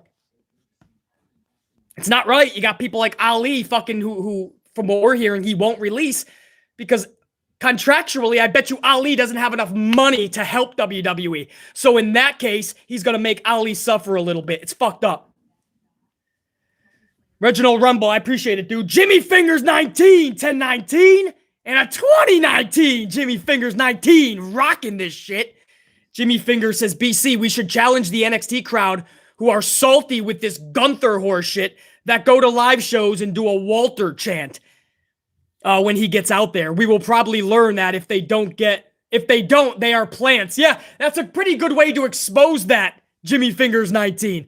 I would love to go over there and just fucking give NXT as a whole a big Walter chant. I'm sure they'd all have aneurysms at that point, bro. Go over there and start chanting Walter. Jimmy Fingers 19, 2019 says, BC and to the rest of the AMP unit, have any of you been following that series of Wyndham is Coming vignettes on YouTube? I know they are likely fan-made. I am almost giving up hope of him or the Briscoes showing up to AEW. From what I know about it, Jimmy Fingers 19, they're all fake. They're all, or I can't say fake, they're fan-made. That is not Wyndham Rotunda. In fact, I'm sure you've already done it, Jimmy Fingers. It's not on his actual site. So, no, that is not Wyndham Rotunda. That is all fake / fan-made. There is no Wyndham Rotunda vignettes that BC is aware of. That is factual. Now, on top of that, Jimmy Fingers 19, as far as losing hope on him or the Briscoes showing up to AEW, I can confirm, just based on what the Briscoes have been talking about, that Tony Khan is not serious on bringing them in. The Briscoes are talking about possibly showing up to WWE or somewhere else. I don't know why Tony would not bring them in. BC's been the first one to say that he's got too much talent and he can't bring anyone else in, except for two divisions, the women's division and the tag team division. So you're willing to sign fucking Tony Nese. You're willing to bring in Leo motherfucking Rush. You're willing to give Dan Garcia all this airtime. The Briscoes can't come in for the tag division? And did you guys see that Marina Shafir? Do you guys remember? Hopefully I'm saying that correctly. It was one of Ronda Rousey's 4 horsewomen down in NXT. I'm hearing that Tony Khan is bringing in Marina Shafir. What the fuck? Of all the talent that he could be getting soon with the Ember Moons, Athena, even fucking Mia Yim, even fucking Frankie Monet, Tony Storm, Marina Shafir, you gotta believe this is just to bring in Ronda Rousey. But what Tony Khan doesn't realize is that Ronda Rousey has so much time left on her contract. Because she went away and she wanted to get pregnant and just time off in general, Vince McMahon is tacking all of that at the end of the contract. So when Ronda, if she ever decides to come back to pro wrestling, she's in WWE for the next year and a half at least. I just don't know what Marina Shafir's really gonna do, bro, but I'm willing to give it a chance. I'm hearing they already have merchandise for her. Jimmy Fingers 19. Dude, much love and respect. Thank you for the coffees. Thank you for the support always, dude. Always good to see you up in the chat. Even before any fucking coffees or supers. Brianna's up in here, dude. What up, Brianna? 5-spot coffee. Brianna says, I guess it's all about the money these days. Forget what kind of booking as long as the price is right. I guess. Salute, BC. Keep it amplified. Brianna, I don't do it any other way. You know that. Amplified always. I appreciate it, Brianna, big time. And you're right, man. Sami Zayn, I can't knock these ladies and gentlemen for signing with WWE just because of the bad booking. We know how we feel about it. But a lot of them feel like the Zelina Vegas and the Kevin Owenses and the Sami Zayns. We see poor booking, and I know they know that deep down, but I think they feel it's the best fit. I think they feel like that's where their family truly is, like just their peers, their friends that they consider family. And on top of that, the money. The money was just something that I'm sure Tony Khan couldn't even compare. And Sami Zayn and Kevin Owens and even Zelina, they just took it. But I think it's a lot of things, and it's hard for me to just stand back and just go, what the fuck, man? You know what I mean? You're not in their household going over it with their family. But Brianna, it's all about the Benjamins. That's the old saying that we used to go by. No lies there, Brianna. That was the first group. I think some more came in while I was going over that whole group, though, man. You guys are on fucking fire on this impromptu, motherfucker. Impromptu live stream talking about a shit ton of shit. DB's up in here, man. DB, 10 spots. Spot on, BC. Triple H should not get any sympathy. Where the hell was he at when all the talents were let go? Nowhere to be found. At this rate, I don't blame Tony Storm for leaving. Me neither. Tony Storm saw the writing on the wall, just like, who was that, guys? Was it Mercedes Martinez? Where they wanted her to change her name too, and she was like, I'm getting the fuck out of here, bruh. It wasn't about the money for Mercedes Martinez. She wanted the fuck out. So DB, no doubt. And as far as where was Triple H when all this was going down, yeah, he picked the perfect time to go for his heart procedure, something that is fucking penciled in way in advance. He knew, because as I went over in the 40-minute cold open of this live stream, we have new information that ties Triple H to NXT 2.0 from the very beginning, meaning that this was an inside job from the jump. Meaning that every other fucking dipshit and dumb fuck in the community was wrong when they were playing the violin for Triple H. BC has new information. Fucking nailed it out of the fucking park, as I always do. Thank you for understanding, DB. Patrick Williams, 5 spot. This is for you in the AMP unit. Salute. Patrick Williams. Salute to you, brother. Thank you. Yo, Haley Lucas. Haley Lucas is up in here with a 5 spot coffee saying, and I quote, showing the love. With a bunch of fucking coffees and a heart. Well, right back to you, Haley Lucas. Thank you for stopping by, showing the love. Now allow BC to show the love right back. Salute, Haley Lucas. Man, always good to see you guys up in here, man. Simon Cripps says, I agree. And I believe we're talking about the whole Triple H situation. I appreciate that, Simon. And it's not even about agreeing or not anymore. It's just about what is fact now. And now you have the NXT production who was in that meeting, the very original meetings. And they're now confirming Triple H was not only a part of it, but Vince McMahon said in the meeting, him and Triple H have been talking about this for the longest time. And then I just put every other piece of the puzzle together. This was always an inside job. And now he's back to work next month. It's not even about agreeing anymore. It's just about facts. I appreciate it, Simon Cripps, though, man. Enforcer 2K9. Enforcer, much love and respect, brother. Good to see you up in here. 2 spot. Keith Lee could have been the guy to beat Roman. 1,000,000%.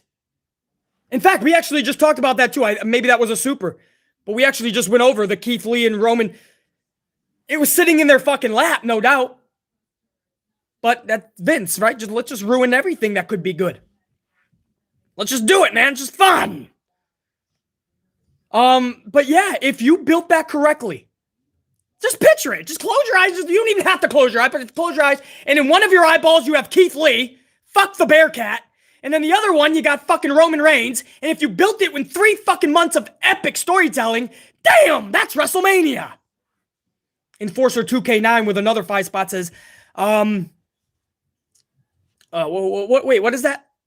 Is that LLRC? IIRC? Snoop and M. Oh, fucking Dre? Have only ever collaborated once on Bitch Please 2 from the Marshall Mathers LP. Oh, yeah. What year was that? Hold on, what year was that?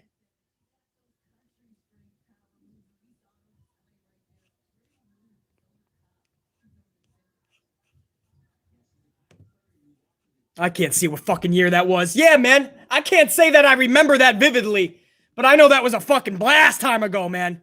I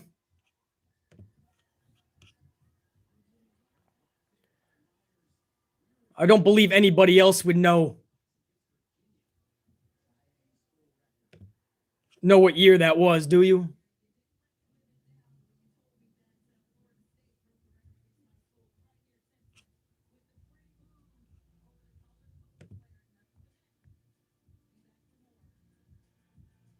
All right. I'm on a delay. I don't know. I can't waste too much more time. I'm already fucking over an hour behind schedule here.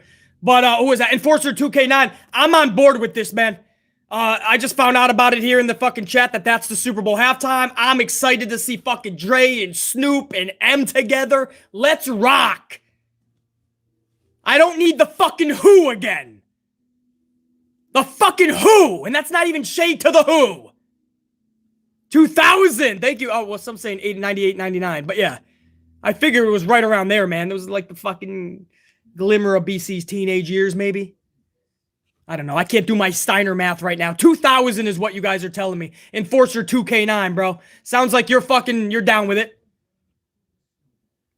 RD, 5-spot coffee. BC, if Alexa wins, the only story that works is with Charlotte. But Sasha or Bayley should be facing her. Yeah, Sasha and Charlotte will obviously put on the right match. You're going to have to tell an immaculate story because we've seen Charlotte and Sasha so many times. Now, if you go Bayley and Charlotte, you've kind of went down the same direction. So either way you look at it, RD, you've seen these matches before. No matter if it's Alexa, Sasha, or Bayley against Charlotte, you're going to have to immaculately tell your story. And that's something we cannot depend on Vince to do. But absolutely, you're correct. It has to be Charlotte. Nobody is thinking Alexa and Becky Lynch is the right call here. RD, no doubt.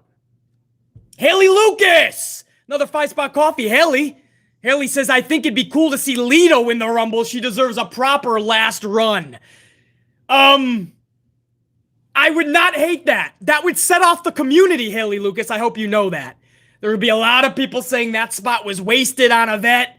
It should have been a new up-and-comer, and I could see where they're coming from. But it's not even on the low. I'll say this right now live on the stream. I would not hate if Lita is going to win a Rumble and have one last huge run in the company. I would not hate that. Sorry, not sorry. Haley Lucas, much love and respect. You know it. J499, there were rumors going around that Jon Moxley was going to be in the Rumble for a Shield reunion, LOL. Yeah, I'm glad, Jay, you put that LOL because you know how ridiculous that rumor was. BC never addressed it because I knew it was a crock of shit. Full throttle to the most amplified of measures, horse shit. There was no way, dude, that AEW talent was showing up to the Rumble. Or at least definitely nobody big like Mox or Cody. I couldn't believe. Did you guys see Dynamite last night? Half, if not more, of the AEW crowd in attendance was chanting Royal Rumble to Cody. Because there were rumors that Cody might enter the Rumble. I felt so bad for Cody. Normally, Cody will have a quick-witted response to shoot down the chant if he doesn't like it or have some fun with it. And it almost looked like he was gonna, and then he just had like a disappointed look on his face and he just moved on. I felt so bad for Cody, bro. They actually chanted the pay-per-view name of a rival company. I couldn't believe they were chanting Royal Rumble. You heard a lot of fans in attendance trying to boo that chant out too because they knew it was so wrong. Feel so bad for Cody, Tony, and all the boys and gals, man. That must have sucked to hear a Royal Rumble chant. These were always just ludicrous rumors. And Jay, it's good that you know that, dude. BC was laughing at them too until I stopped because I was like, shit. Pro wrestling fans can be sheep. They're probably going to believe that shit. And sure enough, a lot of people believed it. Even a lot of AEW fans showed up and chanted that to Cody. I couldn't believe it. Dante Jaron 23, $4.99. Your reviews are probably the only ones that I can agree with. You speak the truth while others constantly shill and contradict their prior views. Dante Jaron 23, that means a lot, dude. I appreciate those words. I know there's a lot of people in the community, a lot of people that you guys can watch. Some people do their reviews before BC. Some people have been doing it longer. They have bigger audiences. And it's good to know that you guys know who's a crock of shit and that BC's the real deal. It's good to know that you guys can see fucking hypocritical bullshit. It's good to see that you guys can see these motherfuckers say one thing and then have to say another thing because they've been proven wrong time after time. It's good to see that shit. To know that when the fucking preacher has arrived, when the fucking professor starts class, that class is ready to smash this shit out of the ballpark. Dante Jaron 23, you've been with the unit for a long time. I always knew you knew your shit, but I appreciate the coffee and I appreciate the words, dude. Much love and respect always. Dante Jaron, 23. Now, as I was going over the second batch of supers, I think a third batch came in, bro. So hold on, let me go over. You guys are rocking this live stream, bro. Prime Killer. Yo, Prime Killer, what up, dude? How should AEW use William Regal if they sign him? Let him be himself. Right, William Regal got the boot because he was part of the old guard. I don't care if you sit there and say it's because, yeah, well, he was attached to Triple H and Dusty Rhodes' old guard. Yes, that's exactly what Nick Khan is doing. Everybody that was associated with the old NXT, as far as like employee trainer type, you're gone. You're gone. I'm not saying I agree with it. It sucks, but that's business. That's what Nick Khan was brought in to do. Triple H knew every move that was being made. We just went over the facts. He was part of the very earliest of talks when it was just Vince and Triple H. He knows every move. Nick Khan was then brought in. They're repackaging everything to be more colorful, more younger, more attractive for potential buyers. It's all for a sale. So, as far as Regal, it sucks that he got the boot, no doubt. He's going to land on his feet. He's probably going to be in AEW, and you don't got to guide him in a damn thing. You just let William Regal be himself, and I'm telling you right now, even the veterans, I was going to say it was just the rookies and the youngsters in AEW, because that's where I do feel he's going to land. The fucking veterans are going to learn from him, bro. It sucks that there had to be a changing of the old guard into the new guard. But Vince McMahon is selling the company. It's just happening. Prime Killer, let Regal be Regal. He's a fucking, you just be a sponge of information. He's not the type of guy that needs to show up to work in any pro wrestling promotion and you go, well, I'm going to have you do this, and if you could just follow the bullet points. No, you let William Regal do his job. Sorry, not sorry if that's a simple answer, but that's the truth, Prime Killer. Much love and respect, dude. Yo, Hollywood guy's up in here, bro.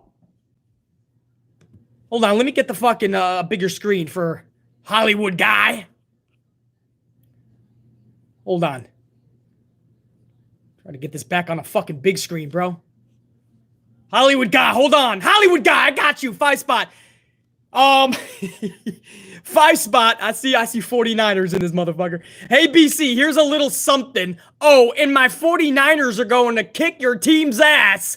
38-24. I'm calling it now. LOL. Hollywood guy, we'll see, brah. 38-20. You only giving Aaron Rodgers 24 points? You know he's a second half dude, right? So if we get like 14-17 in the first half, you can double that shit at least in the second half. So you better be giving us 38 points, brah. It's going to be nerve-wracking, bro. I'm already anticipating. I'm already fucking downing more coffee than I should. I'm ready for this Saturday night game. Your 49ers, my Green Bay Packers. And we going to fuck shit up, bro. We going to the championship game. And then the last stop, the motherfucking Super Bowl. Hollywood guy. Much love and appreciation, even if you are a 49ers fan. I got a lot of family that's 49ers fans as well, so it's going to be a fun weekend, unless we lose. Then I'm putting my dome piece through the fucking brick wall. Mr. Black Ice 22. Man, I got all my tried and true, or a lot anyway. A lot of my tried and trues are up in here, man. Really cool. Mr. Black Ice 22. What's up, dude? 2 spot. China should have had a last run. Selfish ass Triple H. Yeah, that's just, it's a personal thing.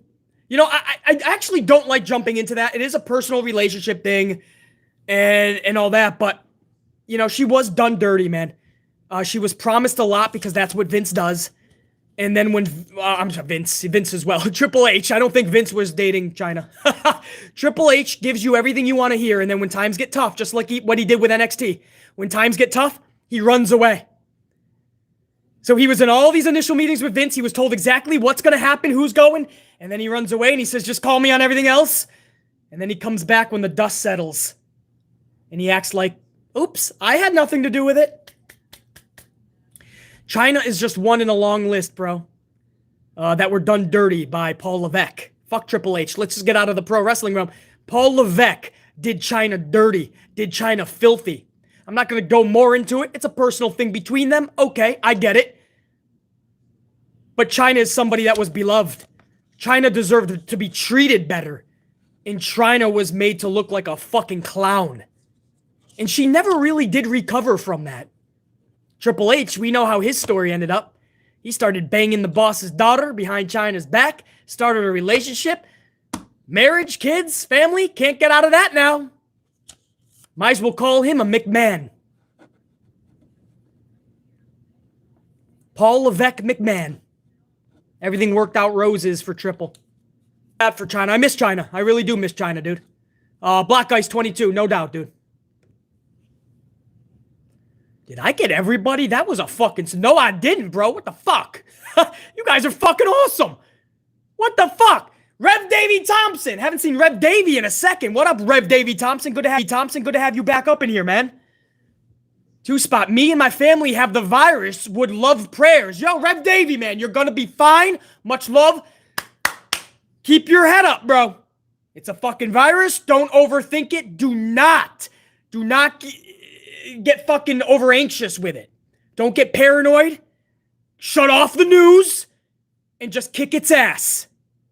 Everybody, put up the prayers, please, for Rev Davey Thompson, because it's not just him, it's also his fam. So, Rev Davey, I don't know if you're still up in the chat, man. I might be getting to these supers a little bit later.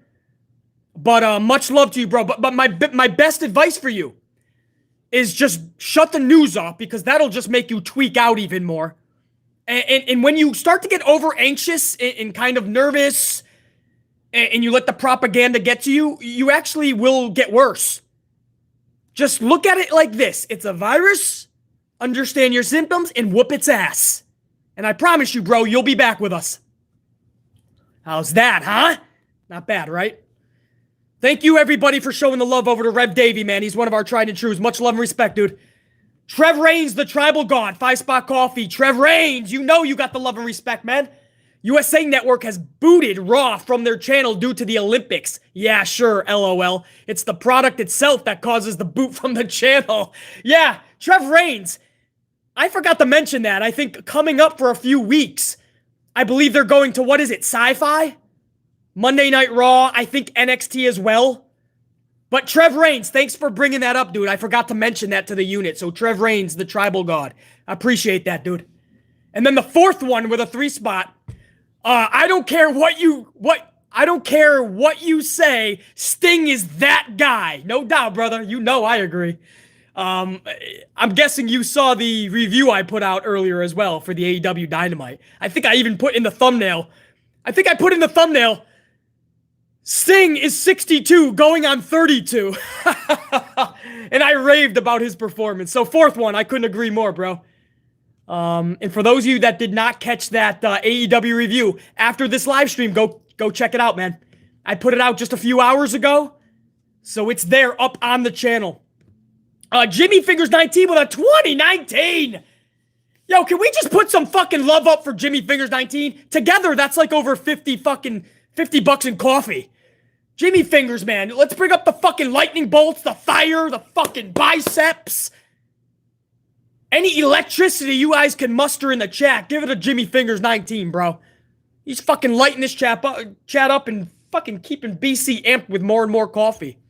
JR9 Gaming's throwing over the fucking bombs, brother. You got the ignition by Anwar Wallace. Trev Reigns is giving up the lightning. Reginald Rumble's throwing over the coffees right back to Jimmy Fingers. James Shrimp Fajitas bringing the fire with Jay.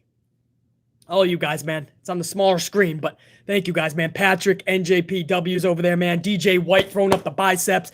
Honestly, Jimmy Fingers 19, thank you, brother. Jimmy Fingers says, BC off topic, but since we were shredding some light, or shredding, probably shredding motherfuckers in the process.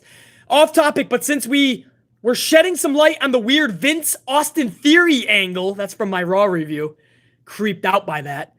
How did you react back in the day when Vince was always taking out his bum for dudes to kiss? Oh, Jimmy Fingers, you're talking about the Kiss My Ass Club. It was weird. We were freaked out, man. And Jimmy Fingers, as you can imagine, we were younger, maybe teenager-ish. And BC was like, I didn't want to see Vince McMahon's fucking white booty ass.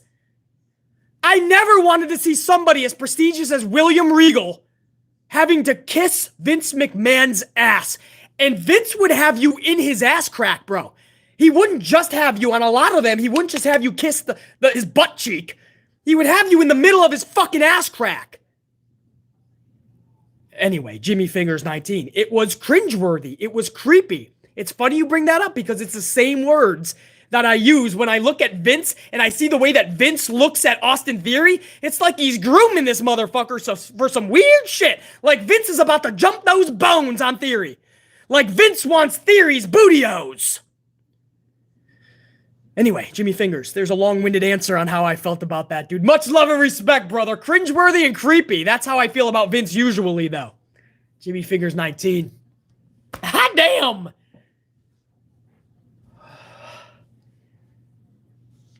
Enforcer 2K9, man. 5 spot. Enforcer 2K9. Let me get it on the big screen. Hold on, man.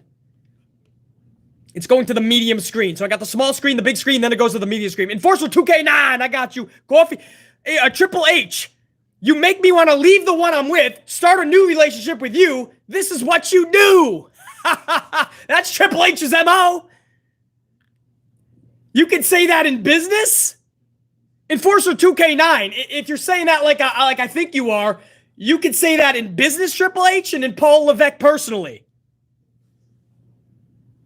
You make me want to leave the one I'm with, start a new relationship with you. This is what you do.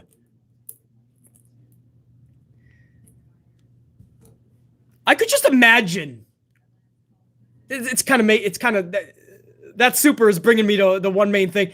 I could just imagine the moves that Triple H put on a young Stephanie McMahon. Could you imagine the moves, bro? What's the I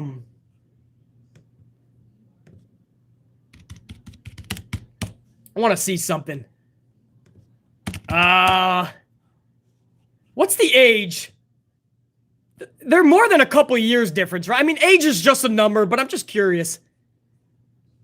I think, what is it? Stephanie is 45. She just turned 45, and I think Triple H is turning 53. Correct?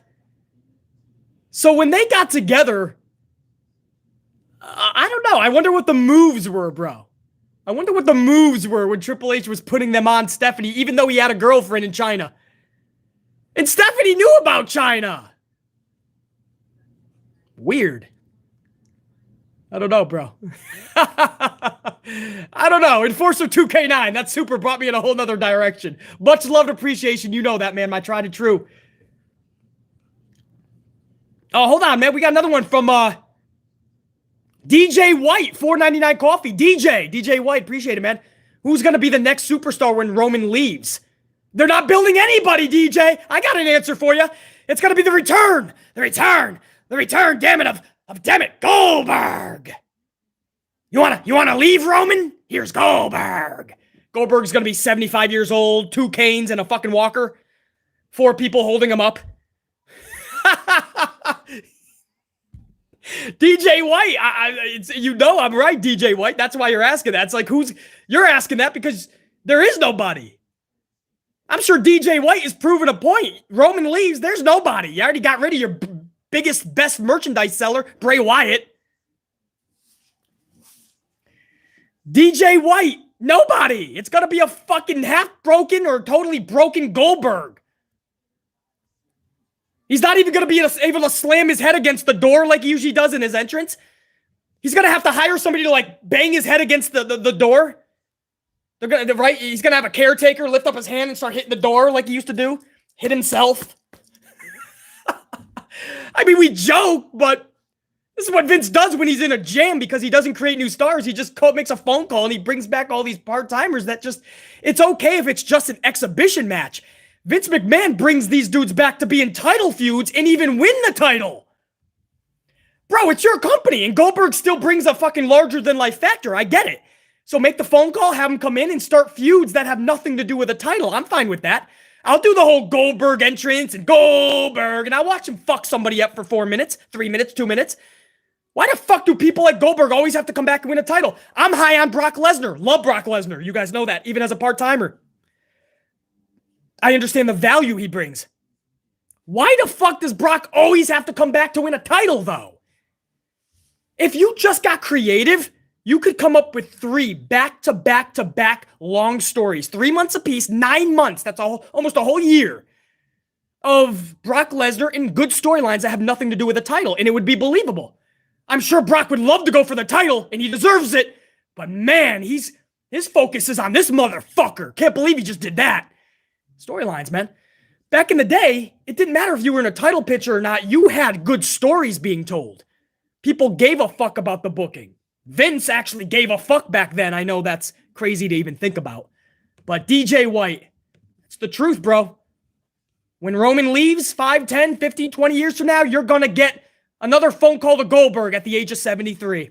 Hollywood guy! Another 5 spot, just busting your sack. But okay, Niners 38-34, LOL. Hey, at least you gave the Packers more points.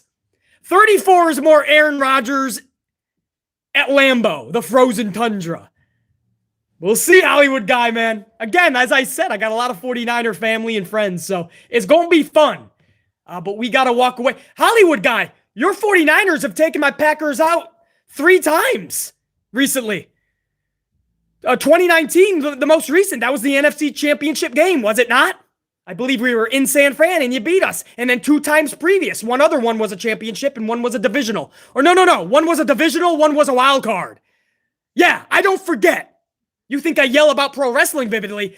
I scream to the top of the mountains, to the frozen tundra in Lambeau, Green Bay, Wisconsin, when my Packers fuck up. Every time we lost those playoff games, I'm going to put my head through a fucking cement wall. Or a brick wall, whatever I came across first. Hollywood guy, I would tell you good luck, but I wouldn't mean it. Go, Pack, go! Hollywood guy, thank you, dude. I think that's everybody. Somehow, man, this was supposed to be a half an hour live stream. A half an hour live stream. And it is now over 2 hours. That's how awesome you guys are, man.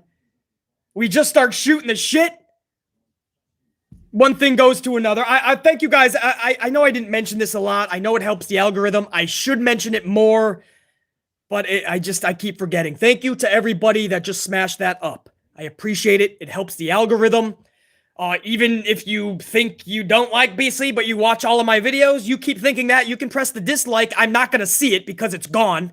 I literally will never see it's gone. It's literally gone. I never see it. So all you're doing is helping the algorithm. Good trolling. Very good trolling. All you're doing is helping the channel. Idiots. But everybody that smashed that up, I appreciate the hell out of you guys. Thank you. And for everybody that got BC a coffee, man, never needed, but always appreciated. And just seeing you guys up into the stream, man. Always seeing my tried and trues. You guys are the best. I'm going to get the fuck out now, though, guys. I think that's the topics I wanted to talk about for the most part. Hold on. Before we take off, let me just make sure nothing broke in the 2 hours that I was talking to you guys, man. Oh, here's Tony. You always hear from Tony when he gets a really good rating. Hold on. Tony reacts to this week's AEW Dynamite rating. Tony says, thank you fans who watched AEW Dynamite last night on TBS, our biggest audience since last fall, #1 on cable, because support from you wrestling fans. We're live tomorrow on Rampage. So Tony's touting the success. Good for him. WWE does it all the time. In fact, the 18-49 demo, I forgot to mention this, it beat Monday Night Raw by 1 point. First time ever. The tides just may be changing, man, if Tony Khan can just fill in the gaps that he needs to fill in. Anyway, that's it. That's it. Much love, guys. Salute to everybody, man. Hold on. Wait. Whoa, DB, man. 5-spot coffee right at the tail end. I just caught that, dude. I almost missed it. DB says I just got over the 19. It felt like I got a bonsai drop from Yokozuna. LOL. Much love, BC. Red team, go! I'm glad you're better, DB. I always tell everyone you're going to be okay. Don't get too nervous. Think of it like this. It's just a virus. Whoop its ass like anything else in life. I'm glad to hear you're better, DB. I'm glad to see you up in here. Thank you for the coffee and the support. Much love and respect right back to DB. I think that was everybody. I don't think anybody else came last second, right? Got Hollywood guy busting my balls on the 49ers. Go, Pack, go. Yo, everybody up in here, man. There's still a couple hundred of you, so I can't go over it, but much love. I'm an hour and 40 minutes past what this was supposed to be, a half an hour. Hot damn. Everybody, we'll do this again soon, man. Much love and respect. Yo, can we get my music played, Natalie? Where's Natalie? Take the fucking donut out of your mouth. Play the fucking music. You! Oh, you gotta be fucking kidding me. You! Play it! My song!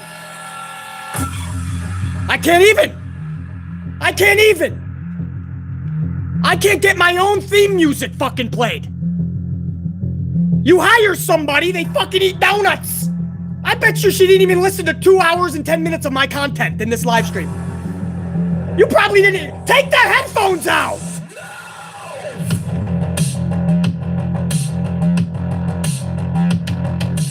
She had headphones in the entire time! I'm out. I'm out.